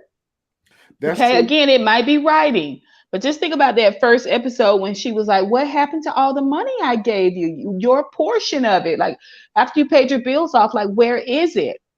And he was like, I don't know. And we didn't hear him do a lot of talking about money except to spend it through this whole episode. Through this whole season. I don't like how they portray that as well because there could have been a way that they could have explained how he used up that money. I'm not sure how much it took to build Pussy Land out. He was much more business savvy in season 1. He sucked at it, but he still, did more business conversations. They pretty much. How far you think the money gonna go when it was already said that Clifford bought a bunch of fucking Birkins. Birkins are Ooh, like 30 bands. yeah. Well, not only that, but how far do you think $250,000 is going to go in a failing business at Right. all? And then You you know, owe you what? owe What was 55 of that to a it was like predatory loan. 55,000, right? It was like 55,000 to a So predator. that $50,000 was just what you owed on it. I'm sure if it's a predatory loan, that $50,000 ain't gonna clear you out. Listen, that ain't gonna settle your account. I'm sure it's the it's writing. I'm interest. telling you, you guys, it's the writing. It should be like Charlie's Angels. One of the angels is good at karate and tech savvy. Another angel is good at, oh, I don't know, motorsports, driving, and is, can fly a helicopter. Like everybody has their job. Everybody in the Pink has something that they're good at. Diamond and roulette would be good muscle for capers. No, Uh, I'm sorry. Autumn has Sorry. the Sorry. brains. I'm sorry. Diamond as muscle? Hell no. No. Just because he No. got mollywop juggy. No. He done got his ass whooped Twice, 3 times. twice. First off, you got your ass whooped by Derek. You got your ass whooped by Derek. Then you come back pre-murder night 2.0 and clear the damn stage. And I'm like, oh, okay, now they showing this man the way he should be. Then you come back, you in the trunk of the car. I guess you going to handle business for Mississippi, and you get your ass whooped because Big Bone is a damn black belt grandmaster in Taekwondo or whatever. She whooped his ass in that parking lot. And that was before he got shanked. And now you're gonna have all these flashbacks about you being in Afghanistan. You a trained killer, and you got your ass handed to you in a strip club parking lot and thrown in the damn trunk. No, he ain't no muscle. But when he opened that trunk and he had all those accoutrements, I was like, oh, it's about to go down. In the kitchen, put Diamond in the kitchen frying chicken with an apron on. He no longer should be security when he come back. None of that. He's done. Even when they show him, coming across real tough and savvy with Big Bone when the day they were at his house and she saw the ring, like from that moment on, it's like she had been salting down his morning tea or something. He just came across so weak from that moment on. Every little bitty thing, he just comes across kind of scared, kind of whiny, super, super subservient because to everybody around him. And then that picture of her holding that ring. It was like Big L said in the background. You're absolutely right. It is. She is being petty, but at the same time, I mean, shit. It is what it is. She was sent there to be on a mission anyway. So it's like I might as well push the button on him. That's just that. He wouldn't have necessarily pushed the button on him. Hey, he wouldn't have did what he did with Mississippi, but at the same time, I mean, she's a woman scoring, and she kicked his ass in the parking lot. Molly whopped him. It was like Big L said in the episode that he was pussy whipped. So I guess that's what we're seeing is that Diamond is having a weakness in his judgment. He's moving in a different direction than he normally would move because he's got affection towards Big Bone, and he really shouldn't have allowed her to get that close to him, especially not knowing what her intentions were, especially since he's so paranoid about those type of things. You would think that he would have had a little bit more foresight to say, I'm about to keep an eye on this situation right here because this is too good to be true. Yes, but at the end of the day, Xavier, Big Bone was sent there to scope out the situation. So exactly. She's always been an op. She's always been an op. She really didn't know who her target was until she got there and saw that ring at Diamond's place. So he's the first person that they're going to interrogate to find out what happened to Montavious. And then within that, they're going to find out that, all this was because of Haley and all this was because of the money and everything. Then she's going to become a target. So that's why I feel like once they interrogate Diamond and find out what his involvement was with Montavious, why did you kill Montavious? Then they're going to shift their attention on to trying to get a hold of Haley and get that money back from her. And I think that that's what's going to end up having to bring everyone back together again to try to rescue Diamond. Right, And but are they going to know about Big Bone? Is she just going to go back to the Pink, I think that she DJing? is. I think that she's going to go right back to the Pink and continue wearing this mask. Yep, I think so too. And whoop somebody else's ass up in there. Damn, she whooped his ass in that parking lot. Retro, no, she punched his ass first, then she stabbed him. So you mean to tell me she shook you like No, that? he got stabbed initially. I don't know if it was her or the guy she was with, but someone stabbed him good because I thought he was going to die. And then when he turned around and realized what was going on, he was being mollywopped. It wasn't until, he was thrown in the trunk, or maybe not. She didn't take her mask off until after he was in the trunk. So, but he was definitely stabbed first. He got his ass whooped. I know that much. Yeah, that was a good fight scene. I liked it. Yeah, it was a fight scene for her to win. It wasn't a good fight scene on his end. He got handed one. Yeah. I mean, I think that's plausible. I mean, the fact that they built out Pussyland, they had to redo the Paradise Room. He was paying the girls obviously some type of salary. We don't know how much that salary was, but for 3 months or so, he was paying the girls salary. And then, of course, keep in mind that's his only source of income as well. So you got to pay his bills, Big L's bills. So I mean, the fact that they only had $20,000 left, that doesn't bother me because that's not really a large amount of money considering look all what was done with it. Right. It went a great deal. I mean, maybe a few Birkins were bought with that, but I mean, he did. I feel like Uncle Clifford explained that away enough where that made it out of sense that this wasn't small dollar amounts that we were talking about. I mean, let's just say he gave each one of the girls $10K a piece. What has he got? 6 girls? So, Well, Sneezy Smurf was really behind in her bills, so I don't know she must not have benefited from it. And so was Mercedes. Mercedes was down money wise as well. Yep. He got $250,000 for whipping Corbin's back, right? Retro. So he got the money for that. I just don't understand. I don't know. And he did the Murder Night 2.0. Like the math ain't mathing. Retro. They made Big Bone look like damn Captain Marvel out there. She was whooping Diamond's ass. If she wouldn't have stabbed him, she still would have beat his ass. She was good. So we find out that Corbin has, through his brother, arranged for a canal to be built into their property. It was already built, bro. They showed it. They were just clearing the land. They showed it when he was walking off of the porch and they went into like the aerial mode. They were showing like the water was already passing through. It looked like they have a great deal of land that they own that was between themselves and the canal, and they're just clearing that off now that they've had the water diverted to branch off and create a canal. It just has to be on water, not a lot of water. Which was smart because Georgie actually is paying for lease land, so she didn't pay to actually own the land near the canal. She actually leasing the land. So that was actually his big dream anyway from season 1. He never wanted to sell the land. He always wanted to lease it.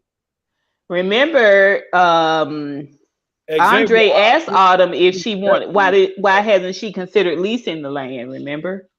Huh? Remember Andre asked Autumn why hasn't she considered leasing the land? Yeah, facts. Yeah. Too late now though. I think it just looks like it's too late. But obviously he took Uncle Clifford's advice when he was trying to get the irrigation system working. When Uncle Clifford went to go visit him, in the last couple of episodes. So the ideal probably came to Corbin at that time to have the water diverted to that canal, and so they created a backdoor deal that allowed them to usurp Autumn. And Uncle Clifford didn't take that $250,000 and blow it like many of us probably expected him to. He took it and gave it back to Autumn and said, "Here," which was the equivalent of blowing it, but it's fine. But it made her whole. He did the right thing by making her. It just got rid of her. Basically, it got rid of her for the moment. I mean, just really think about it. Just stand back off of it, Retro. You are business minded, right? So just stand back off of it. He really forsake really blowing up financially because he wants to hold on to a strip club. He thwarted the plans that are going to make Corbin billions so that he could give up his last penny to keep that club. A club that out of his own mouth was the place of stabbings, shootings, murders, gambling, pimps, prostitutes, thieves, thugs. I mean, he's saving that. He wants, not that he wants to save the land. No. Not that he wants to create Miss Ernestine's jazz pub. No. But because all he knows is that strip club and he wants to hold on to that strip club. It is the dumbest decision. It looks like a smart decision. Again, just referencing back to how our culture falls short a lot. Like, you don't see further down the line, you just see this right now place. Right now, he wanted to be the queen of the club once again, and he forsake millions for that. It's just dumb, in my opinion. I think with that, it's due to the fact that he's always said, ever since this whole thing about the casino coming to town, he's always said that, there's not a place for him outside of this club. I don't know what else to do. This is the only thing I know. And beyond that, what are the rest of the people that work there at the club going to do? So I don't necessarily think that it's all about him per se. I think a lot of it does have to do with the fact that it is his family legacy. He don't want to be responsible for losing his family's legacy. So for that, I can commend him on that. But also at the same time, that same money, at the same time, that same money that we're talking about, I mean, you're gonna get attention coming in to the pink anyway because of the attention that the casino is having. So you still gonna have people flock in and out because that's gonna be something that's mentioned. Oh yeah, it's a strip club over there. It's known for this and this. Let's go in there. Now, what I will say is what he should have done in all these years, and I know with all his debts and everything that he hasn't been able to do so, but the club needs to be a little fixed up a little bit. The club needs to have some renovations done to it. Club is definitely modernized a little bit. Shotgun houses.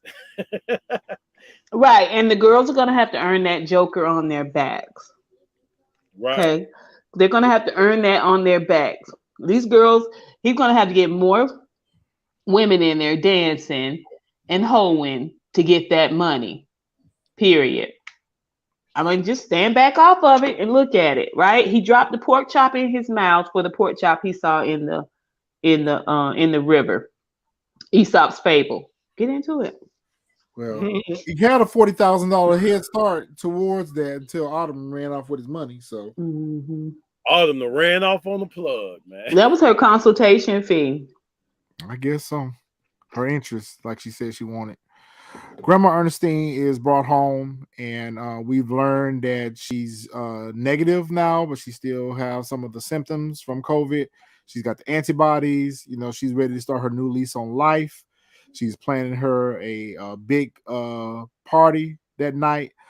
Clifford's trying to tell her, send her upstairs and go to bed. She ain't trying to go to bed. Grandma Ernestine want to go have a good time.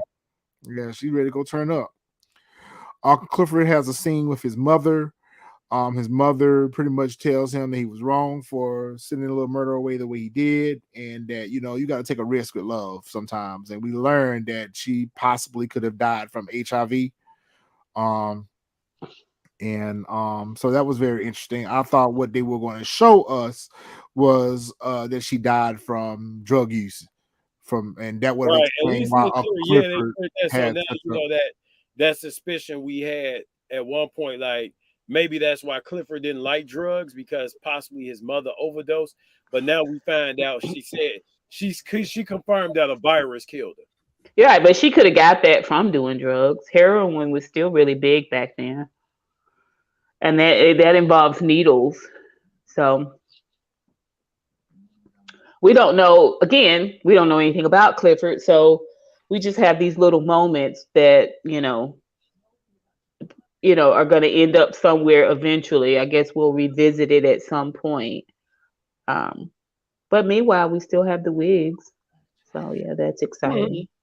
Mississippi pulls up to a shopping center. She meets Little Murder outside his tour bus. He gives her the stacks that he owed her from dancing in the video. And, they have a tender moment where they say goodbye. And she drives off looking in the rearview mirror at Little Murder. We knew that wasn't going to be their final goodbye. Or we knew that wasn't going to be Mississippi leaving town. Mercedes is over to her dance gym. She's fixed it up a little bit. It still need a little bit more work done to it, but She she's needs a fixed it ceiling up. in it. That's about it. Yeah, she needs a ceiling. She needs a ceiling. She's It was dancing. good. It was looks nice, but it kind of looked Looks like nice. the art place that Farrah did her thing. And I think it was the same space. It was very bright and airy, lots of windows, so it kind of looked familiar. Yeah, it did, because previously when they had shown her in this space, it was a lot darker and gloomy looking.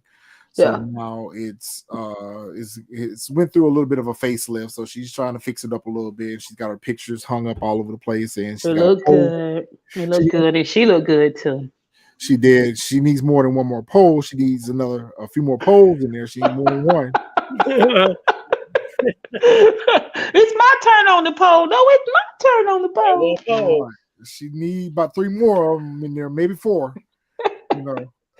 But she got one in there. So we've already talked about Pastor Woodbine coming by and having their moment of A reconciliation. I don't even know if it was considered reconciliation at this point. I mean, this is definitely an ulterior motive to it, but I think it was just I I think wanted it her was to just break and run like the Terminator, like that the Terminator was all metal. They could turn to liquid metal. Remember how he was running after that car? I wanted her to just break out and just start full force sprinting towards her mama and kick her dead in her clavicle. Ooh, I wanted it so bad. I was like, smack her. how it could have been more redeemable. The scene itself could have been more redeemable if they would have had Patrice give her the money back, yep. apologize for stealing the money in the building, and hand off Tarika. But I think this scene was just strictly written for her to hand off Tarika. That's basically Yeah. what it was. And to make it look like she's gonna be a character we could love in the future. I will never love her. I will always hate her. Uncle Clifford is in her office, reading the paper, or no, looking at some photos, some family photos, and just kind of reminiscing. Autumn comes in, is like, "What the fuck are you doing with this building, this canal from the river?" Um, and he pretty much, plays his ace, and like, listen, you had different plans for the club than what I had for the club. And at the end of the day, this was just a business deal for you. This is my legacy. This is my livelihood. And I didn't see the vision that you saw. And for your troubles, I'm gonna give you your money back that you put into this, and I'm gonna send you on your way. So we've already talked in depth about our difference of opinions in regards to that situation, but I felt like it was the right thing to do, is to give Autumn her money back. I mean, he didn't even have to do that. He could have just put her ass up out of there. She had already done lost at this point. She had already done lost. She had already walked away penniless. So the mere fact that he was willing to give her the $250, I mean, I think that speaks a lot to Uncle Clifford's character. Because I wouldn't have gave her ass shit. I would be like, well, that you took a risk and you lost. You know, get up out of my club, you fired. You know. But that was his way of making her whole and giving her money back that she had already lost into the club. And then they have this banter back and forth about why he felt as though she had needed to do that. And she ends up transferring money. I don't think that she went to the bank and withdrew the money. I think it was probably like an online transfer from one account to another account. Yep. And that's the same how thing we saw her doing in season 1. And that's how the account probably was overdrawn. But how was it overdrawn 24K though? Like, at what point do that? Like, at what point did shit that have been caught and stopped? Well, if you're paying attention to your books, right? If you're a business person, you would have known. I mean, just think about how your bank account works. Don't your bank send you a text if it's some suspicious activity? In order for her to be $24,000 in the negative, something must have happened where she took the money out and maybe he had a $24,000 check or withdrawal drop in there and it knocked it into the negative. But again, Clifford is not business savvy. What he does in the business is more like hosting, that type of thing, facilitating. He's not on the business end. Before there was Autumn, Big L ran the books. Right.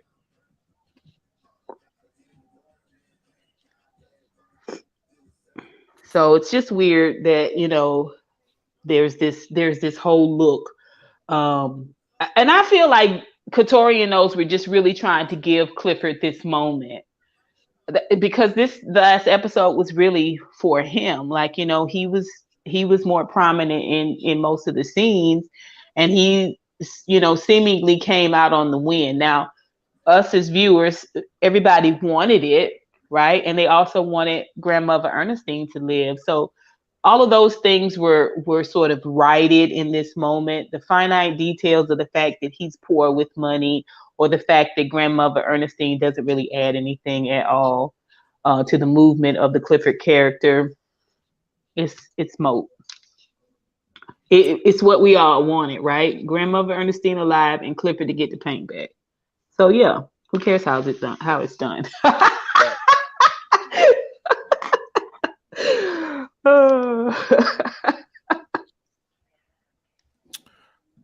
In that moment, she asks for interest on what she feels like the $250,000 is not enough, and so we see Big L and Diamond holding a chainsaw and a shovel, and they dressed in all black in an apron, and it's like, well, don't bury the body. That's your interest right there. So that's your compound interest right there. Right, that's your compound interest right there. We got rid of the whole body for you. I don't know why she's scared, because I mean, even if they did kill her, it's gonna come out. Especially if you keep evidence from your murders out in public for anyone to see. Like, I don't know. Anyway, let me go on. I'm starting to sound bitter. Let me move on.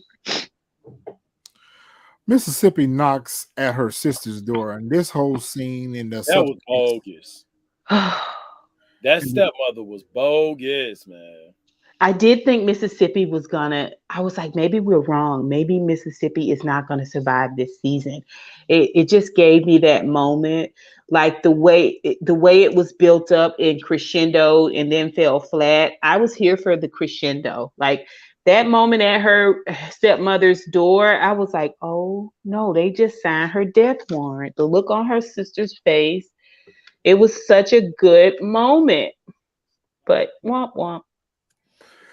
I don't agree that she deserved interest. I mean, interest was in that body. Like, man, like if you get rid of a body for somebody, you know, like, again, they got rid of the body for her, yes, but for them as well. It's nothing they can come to you and say that that should revert back to that and say, oh well, you shouldn't even have to. That's something that shouldn't even be spoken. Like, hey, I got rid of that body for you. That little bit of that little situation you had. Yeah, I solved that. You shouldn't even have to say that. That's unspoken. But not only that, but she also benefited from the club's. I mean, she still had money. She gave Andre a check for $10,000 for his campaign. I mean, you know, she was walking around spending money all around town. She was carrying Birkins too. So I mean, it's not just Uncle Clifford that was spending up the money. Hell, she was spending money too. So Yeah, she was. it wasn't one sided. It's and I feel like we always target Uncle Clifford in saying that you know he misused money and he didn't do the right things with the money. But hell, neither did she. She did some crazy shit with money too. I mean, like she gave that money to Andre. You know, even though it was probably a donation for his campaign or whatever the case may be, she wasn't Right. destitute. I mean, she was moving and shaking though in a way that she thought was going to sort of parlay benefit out to her. be more. To We have benefit her. not seen Clifford outside of the little whispers he did with Corbin. What else have you seen him do business wise to make things to progress things? I mean, he wants to he want to look out for the girls. For some reason, he feels like stripping is the only way they're going to get that done. You know what I'm saying? Like it's apples and oranges. It's apples and oranges, in my opinion. I don't think he's very business minded at all. I think everything that Autumn did, in terms of that money, she was using it to progress things. You know, for her for sure, but also it was going to benefit Clifford, and he knew that. He played in those moments where he was okay with her selling the casino. When he kept hearing those numbers, he was okay with it.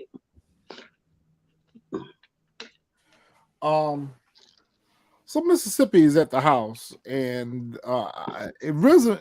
That scene wasn't really written well as well. I wish that we could have gotten a little bit more of an explanation as to why the stepmother was there. It just didn't. Other than us having an opportunity to see the wicked stepmother again, there was really no purpose of her being there.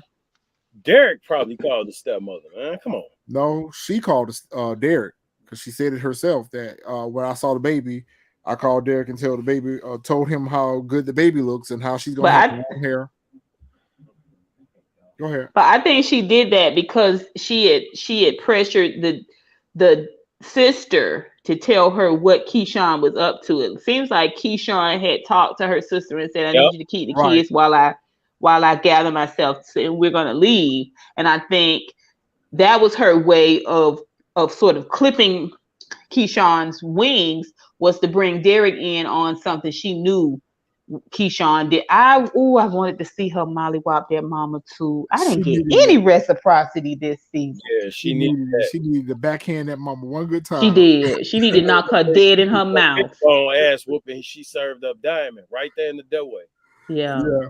She should have, right there at the door. Yeah. She would have drugged that mama by the hair out that door. Yeah. I mean, we still have not seen Keyshawn take her power back. And they sort of set her up this season to do so. And that's another storyline that kind of fell flat from her, just how she was moving all together. It kind of fell flat. And then her calling Diamond from jail to tell him this story about her hair wasn't long enough, but she still needs a savior. Like, I was like, "Oh, Keyshawn, when, daughter, are you gonna pull it together?" I'm not saying that it was far fetched for the mother to visit Alicia. It was just unexpected. It was not what we expected to see. Is Right. the point that I was trying to make in regards to that. The Alicia lives in the house with the mama, with the stepmama, right? No, this seemed No. like she was at Alicia's house. He was visiting. The mama was, I think, visiting. Oh, really? So that's the same door that Keyshawn was standing at when she was pregnant in the rain, wasn't it? In the same stairwell that the sister was standing on when she told her she couldn't come in. She had to go back to Derek. It looked like the same house. That's why, and she answered the door. That's what made me think that was their old house. No, I don't think it was. Oh.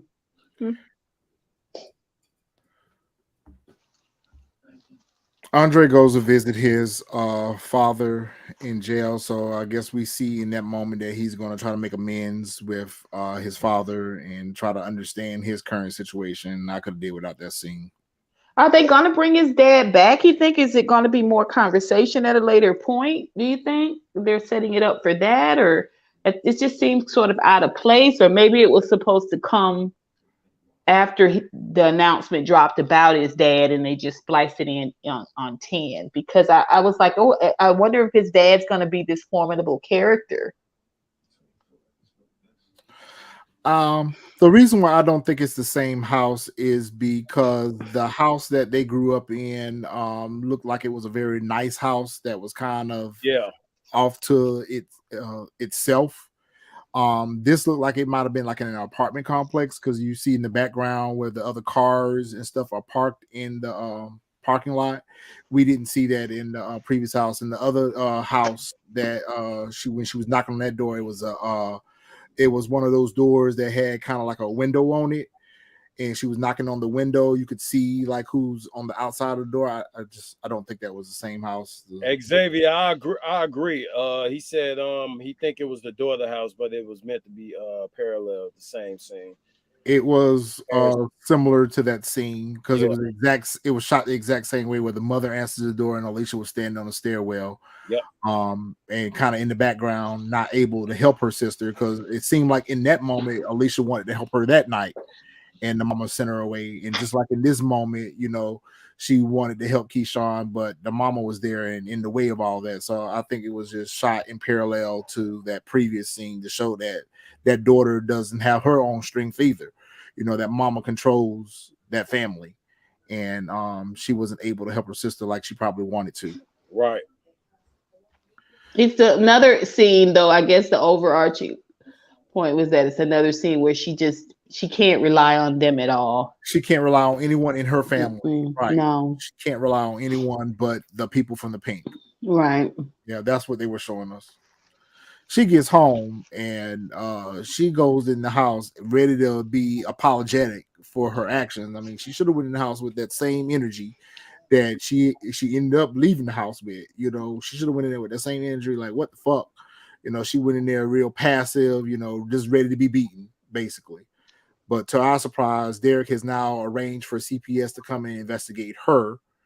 And, a bit of colorism, because she's the black mother, to these biracial kids that are being abused. And, I didn't like that whole narrative that they were trying to paint with her, that she was the bad person when he was the one that was beating on them. And she should have just came clean with everything. Like, I'm abused, I'm battered. Yeah, she should have been reported his ass. Yeah. Instead, she just proved Derek's accusations against her correct when she attacked him in front of those folks. Yep. And then attacked the police officer. So she gets arrested. And, a lot of the things that we heard the CPS lady saying was not what the CPS lady was saying. It was what Keyshawn was hearing in that moment. Right. It was like an interpretation of what she felt she was hearing. Exactly. And so she just wild out on Derek, but she should have picked something up and knocked the shit out of his ass with it. If I'm gonna go to jail, which has been our prayer this entire season, only for her to end up in this half-hour attempt to fight him. Whatever. I do agree. Alicia doesn't seem to have any control of her own house. Like that mama seems to be running her still, and it's interesting that it's her and not the other sister. We kind of wondered what sister it was going to be that was keeping the kids. So I was kind of hoping that it would be Veronica, but it seems like Veronica is in the background. But there's almost a story to tell with Alicia, even though she's not a vested character that we're interested in per se.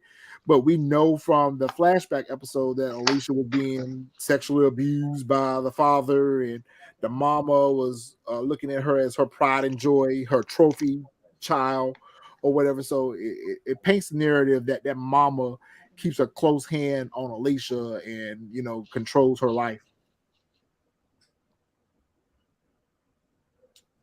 Keyshawn's situation, I don't know.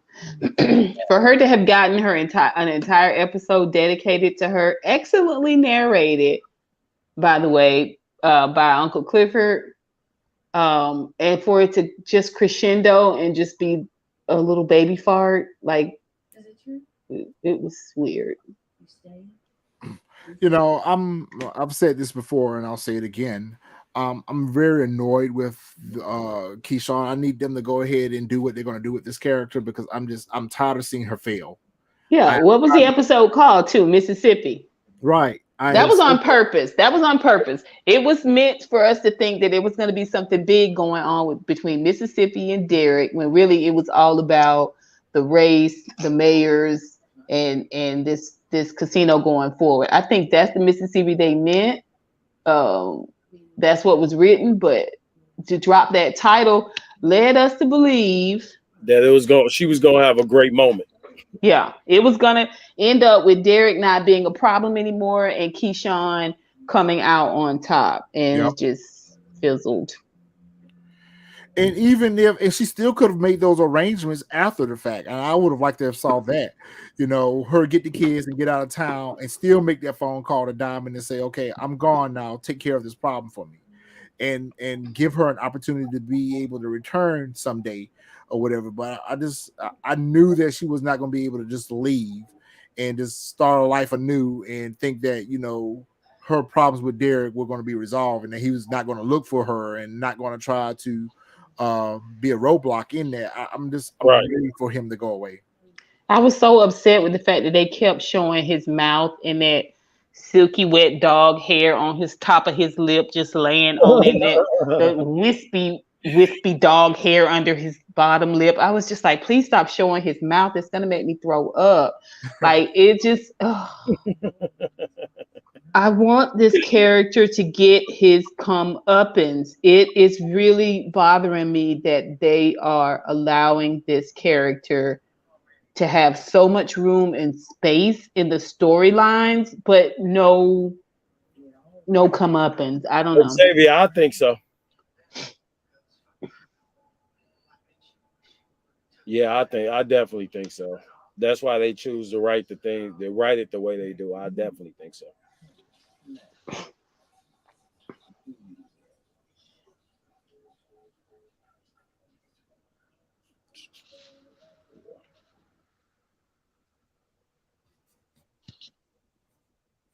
Got a lot of good stuff in the chat.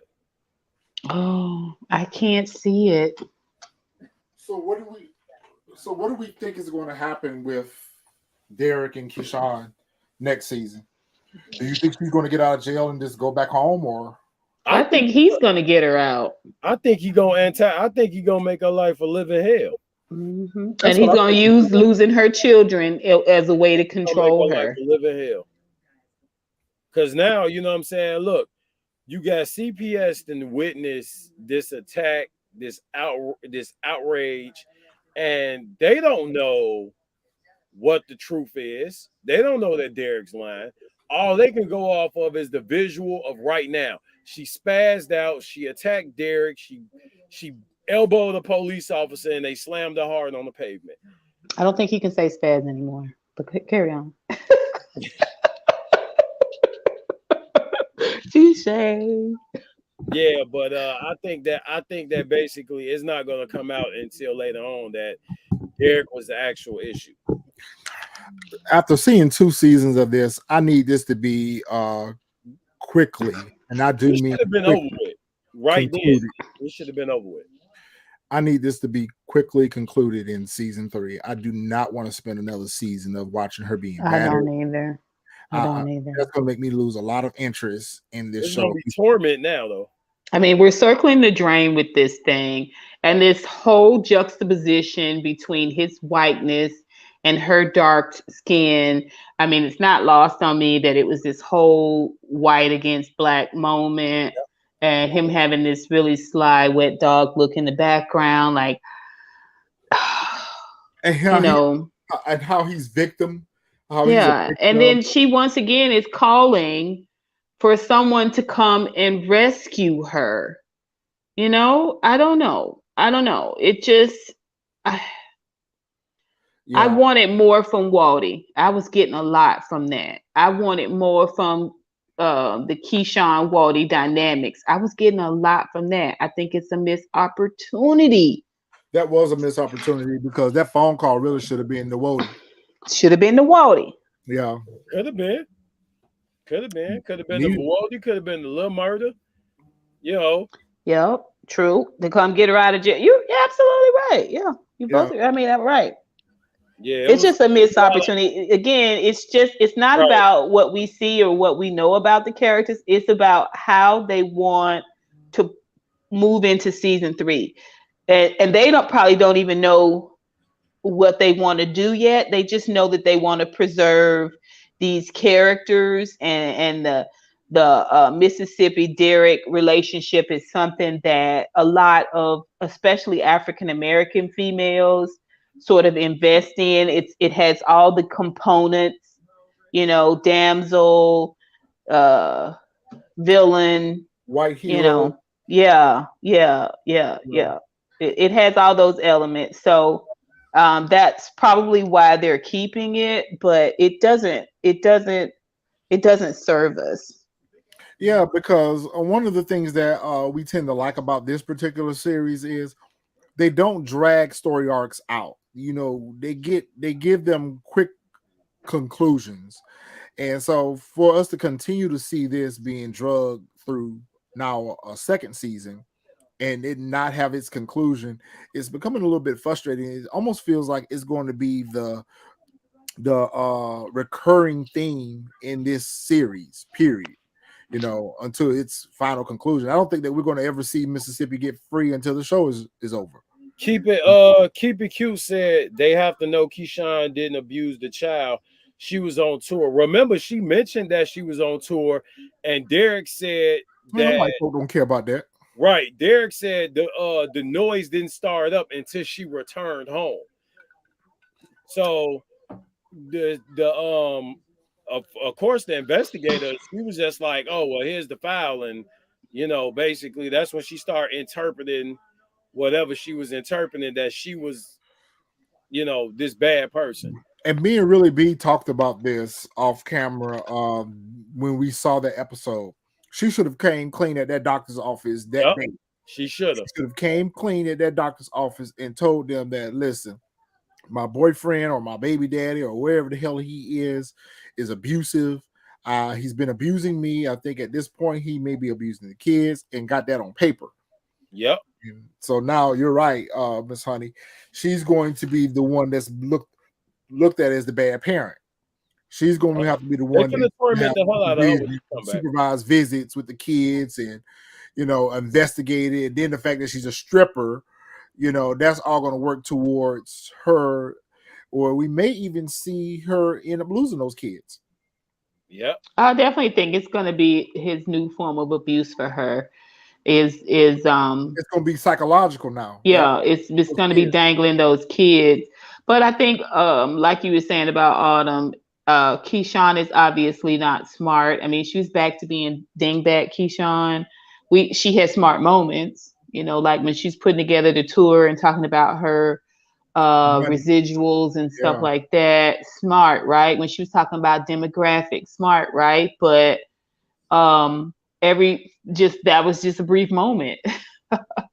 Man, listen, at this point, it can be a combination of Wody, Little Murder, Diamond, all the big. She could have called who was the person? Lakeisha Savage. Who did Autumn tell her to call? Autumn. Haley. Yeah. Haley from the bat phone. All she needed that fentanyl from Wody. She put some of that in his food. And sent him on to see his maker. I mean, we haven't seen her have any conversation with Wally. Nothing else. No. Listen, don't call him for no more action, man. Please. Don't call him. I mean, we have not seen Wally. We saw Wally on the phone, right? But we haven't even seen Murder have more moments with Wally, even though we've seen really good conversations between the two of them, and Wally being very instrumental in helping Lil Murder have a center, find his center place. I was hoping that was going to happen after he got rid of Rome, was that she was going to allow Wody to be her manager too. And that would have just kept that bond between the three of them, Lil Murder, Wody, and Keyshawn, just made them a little click.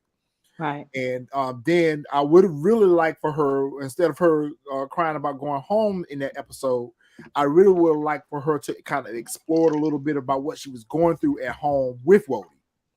And then Wody made a decision on his own, just like he did with Rome, because she didn't ask him to go there and kill Rome. She didn't ask him to kill Rome. No, she didn't. Rome they never talked about it again, though. We never saw conversations between them again. I needed to see a follow-up conversation to that, yeah. where she also revealed to him what's going on at home. And then we saw Wody also make that decision again that I'm going to help her out of another problem. Right. I would have loved to saw that. That would have been. And Lil Murder kind of alluded to it a little bit when he said, "So you think you're you know." Exactly. Yes. I can't remember exactly what the comment was, but basically alluded to the fact that you're playing like you're the Heavenly Father, and you're not. Yes. I would really like to see another missed opportunity. I would really like to see Derek coming home from work that night, and someone either been there in that house waiting for him or walked up behind him, and there you go, put one in the back of his head. I mean, I wanted to see just how many different ways Walter can end up. Exactly. He did such a good job. It was a missed opportunity. It was a missed opportunity because with Wody being the funeral director and everything, he could have been our own little Dexter. Yep, we could have own little Dexter. We could have had our own little Dexter. We could have seen Wody took care of Derek, put him in a pine box, and incinerated him. And that would have been perfect. I would have loved that. Yep, or made his death look like an accident, like he did Rome's. Rome's look like an overdose. Yep.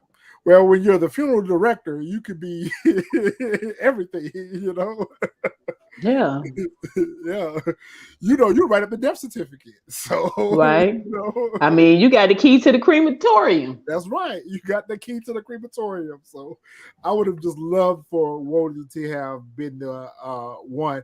And it would have really been a good story to tell that sometimes the people that we think that we're going to get our help from, it'd be the people that we least expect that we get our help from. Right. I would have really liked to saw that narrative play out. And I felt like it was heading in that direction even prior to the Rome situation, where he was kind of lingering off to the side and heard the conversation between Rome and Keyshawn. Yep. Because you didn't know if he was going to be the antagonist or the hero, and he turned out to be sort of our hero. Then the great conversation that he was having with Lil Murder at Teak's homegoing. It was just leading us in that direction, but it's another character unfulfilled. Wody that we were going to see more of. Yes, it was kind of building up to that. Okay, we're not done with seeing this side of Wody yet. Like, we're going to see more of this. Right. And I think there's going to be, and I'm just I don't think Wody's going to be too pleased with Lil Murder's decision to come out, especially the way he chose to come out. Again, no conversation. It was just set up as this moment between Clifford. And the fact of the matter that Wody actually killed Rome because he was trying to keep the exactly. Yeah. Exactly. Yeah. And not only that, but Wody had already had a conversation with him last season when he caught Lil Murder coming out of the woods with Uncle Clifford. Yeah. Like, listen, what you do in the dark, that's between you and whatever. But we're not gonna let this stop us getting this money. So I have to think that Wody is not pleased with this decision, even though that's his friend. I don't think that Wody's going to be pleased about this because, like, I just killed a man because of this. Like, we didn't want your business to come out, and now you just publicly come out the way you did. I mean, he's a straight character who had this really neutral mindset about what his friend's lifestyle is. Right. And so it's a missed opportunity for me in that way as well, because we still have not had just really strong conversations from all points of view regarding what we're being given on this show, which is a lot of sexuality. I mean, they're putting the girl's face on it, but it's this relationship between Murder and Clifford has been pushed to the very front, and is a major anchor. This lifestyle is a major anchor for this show, but we haven't had a lot of conversations about it. Here you have a straight character, super neutral about it, that we could have had those conversations with, but it was a missed opportunity. Now maybe it will come in 3 if there is a 3, but this is why the episode fell flat for me as well, because it seemed like some loose ends were tied up and it was a good stopping point. But when you think about it, it wasn't really. It was kind of rushed. There's a lot of really unsaid things. I don't know. That's a good point, Virgin. Going back Sure to is. my feelings are, I don't think that Woody's going to be pleased about this whole decision, you know. And it seems like, and to be quite honest with you, Miss Honey, we really haven't even seen him have that conversation with Keyshawn, because we know that Keyshawn knows about him because she walked in on him and Uncle Clifford. But there's never really been a conversation had between the two of them about the whole situation, other than when she was greasing his hair at night. And Yeah, season 1 we got more genuine conversation between Murder and Keyshawn. well, murder in anyone, because anyone he interacted with, because even he was trying to have a little conversation with Wody about that night, but Wody kind of just, it wasn't the right place or the time for them to have that conversation. So I agree, those are missed opportunities. I think that we should have saw where Murder has sat down and had a conversation with Wody about his feelings, or even with Mercedes finding out. It was kind of unbelievable to find out that Mercedes is just now finding out about all this. You would have thought that she would have known by now, what was going on, especially as close as her and Uncle Clifford is. The fact that Keyshawn has carried this secret all this time, and Woody's carrying this secret all this time, and neither of the two of them have a conversation about it, and none of them have a conversation with Lil Murder about it. It just seems a little far-fetched. I really missed Teak in this episode. I mean, he got on my nerves when he kept popping off and getting angry. But man, we got so much texture from that character and from that character's interaction with Lil Murder. And we finally got to hear, we kind of knew what Big Teak's, and I was getting ready to bring it up. We kind of got the understanding of how Big Teak viewed the relationship between him and Lil Murder. But, Lil Murder was unresponsive to it. Because even when he made the comment about the postcard, unresponsive. Lil Murder was unresponsive to it. Even when they were having a conversation at the wing place, Lil Murder seemed to be unresponsive. And this man is really sitting here telling you that he has feelings for you. He's carried these feelings all this time for you. Right. But we did hear in this episode that Lil Murder fostered those feelings, didn't he? Exactly. We found that out after the fact. That's what he led Teak on. Yep. That's because it was good for both of them in that moment. He saw something. I saw you, and I like you, and I want you. Yeah. So it really became a Lil Murder pressed up on him. Yeah. Right. Mm-hmm. Yeah. And I agree, Xavier. I thought Mercedes knew all this time too. I don't know. I did too. I did too. I felt like she did, because there was nothing that, even if you go back and think about all the other episodes, there was nothing that never occurred where she would have found out. But for some reason, it just felt right that Mercedes. You said you saw season 1, though. I don't know. I just felt like she knew about him in season 1. I thought she did too.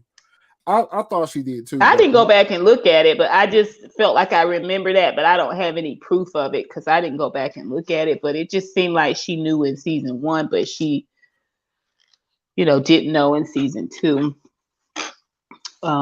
Yeah. I was waiting for those feelings. That's why I brought up Teak. I was waiting for those same feelings I was getting about J. Alphonse's character, how he was portraying this character when he was having the Clifford moment. They're having a conversation with Clifford about how him and Teak got together. I don't know. Something between the chemistry between the two of them, it's not there for me. I stand by that. And I just feel like the way he acted in that moment kind of proved it for me. I don't know. Okay. It wasn't good. So or the same. It wasn't the same. I think we're going to wait at least a year for another season. Well, first we got to get the announcement that they're going to use season 3, because they're not even going to start shooting without that confirmation, are they? They don't even shoot without it. Yeah. No, they're not going to shoot without it. So until we get that, I hope we don't have another 2 years. I mean, it's a great opportunity to write an actual storyline instead of it just being this really fluid thing that depends on how the the audience feels about the characters. We need to just write the story and let the story be what it is, as opposed to making it this, I struggle with that with that feeling as well, what pulls my teeth. You kind of can look at it as murder is basically saying that Cliff is a rebound. And you also can look at it as saying that, this is his chance to do it right because he didn't do it right with Big Teak.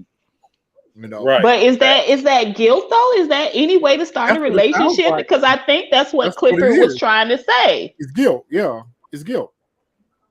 It's guilt because, to be quite honest with you, he would have been able to hide more in plain sight with Big Teak than he is with Uncle Clifford.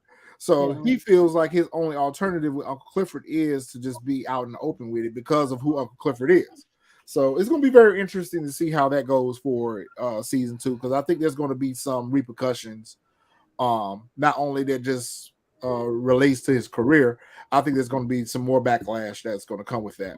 I think that's another reason why I resent their relationship, because for me, nothing fruitful comes out of it for either of the characters. Nothing really meaty comes out of it. It still just hangs on the fringes of being, textured and impactful. It's not. It just falls flat. Well, the last few scenes we've kind of already talked about in depth. We talked about Nineveh becoming one of Roulette's girls. We already talked about Little Murder blowing up his whole career in front of everyone, professing his relationship with Uncle Clifford. We've talked about Diamond getting kidnapped by Big Bone. We've talked about the $42,000 transfer that Haley went and stole for Uncle Clifford. So, I think we've cleared up pretty much the rest of the episode. We see Autumn getting off of a bus with a trash bag of clothes, dressed in all white with on a wig. So silly. It was such a silly moment. I think they were trying to kind of wrap her up a little bit and say she's still doing her thing. But, for her to still be carrying trash bags and riding the bus, it's odd. It's odd. And she got that kind of money. Right. Yeah. And dressed like that. If she wanted to hide and blend in plain sight, then she would have had on a more, And then you in it's like a Chinatown scenery with a whole business suit on. Yeah, but there's several Chinatowns in California, New York. There's Chinatowns all over. She could be anywhere. Yeah, she could be anywhere. And I think that's what they want to leave us in the mystery of. Where is she? Is she in Chicago? Is she in New York? Is she in California? Is she in where is she? We know that she's somewhere stateside because she got off of a bus. So right, we know she's on the state side. So maybe New York, I'm thinking. But Xavier, I'm irritated by that too, because Force, I think it was episode 3. I think episode 3 they announced they got renewed for another season. That was it was either episode 2 or 3. It was like right when the season started, they had announced their renewal. And it's like we're already on the last episode. We still haven't gotten any rumblings about a renewal. It's ridiculous. Why do you guys think that is? Why? Honestly, why do? It's the texture of this show. They're really trying to figure out how the network is really trying to figure out how they really feel about this type of a show and how it's written. And, this season was a little bit more graphic than last season. Oh, yeah.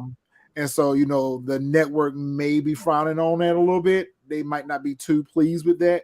Worst case scenario, they don't pick them up for a third season, but I hope she takes it to another network. Take it to Netflix, take it to HBO, take it to Showtime. But I think Stars would be making a big mistake if they do not renew this show. This show has a fan base. It's getting the views. Yep. I heard it wasn't getting the views that it got season 1. Oh, really? It didn't get the same views that it got season 1? That's what if I'm not mistaken, their reviews haven't been, their ratings haven't been consistent. Well, part of that probably due to the fact that they probably lost a lot of their fans. They probably lost a lot of their fan base from season 1 because of such the long gap. A lot of people didn't come back. A lot of people probably just didn't come back. or a lot of people are just I don't know what is out there in TV world right now, but a Even lot of acute, that could be one thing. Contract negotiations, that makes sense. Yeah. I mean, Coffee and On, I saw, I don't know if it was on your IG or Really B's Retro, where I guess he was telling people where to go to Yeah. to pressure the networks and stuff. Yeah. But now that I think about it, he and Brandy Evans both have done a lot of marketing, not just in season 1, but they were really pushing season 2 a lot on social media, and you haven't seen it be pushed as much with Stars. Keep it cute. You might be right about that too. But you know what? They are pushing this series or this season way more than they did last season. Last season, when season 1 P Valley came out, nobody even knew about it. We were halfway through the season doing our review. And we were telling people about, y'all need to watch P Valley. It's hitting. Yeah. They didn't do much marketing for season 1, but you're right. They're marketing this show like every day.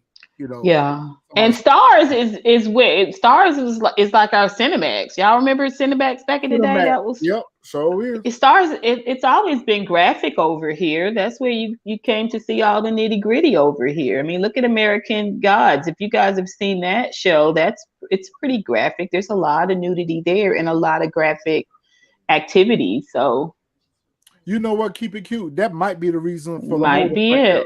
That pending lawsuit. Yep. That might be right. Right there. It'll definitely gunk up the wheels of progress for sure. And so now, don't tell me this is the curse for this series. Please don't tell me that this is the curse for this fucking series. What do you mean? We're gonna have 2-year gaps.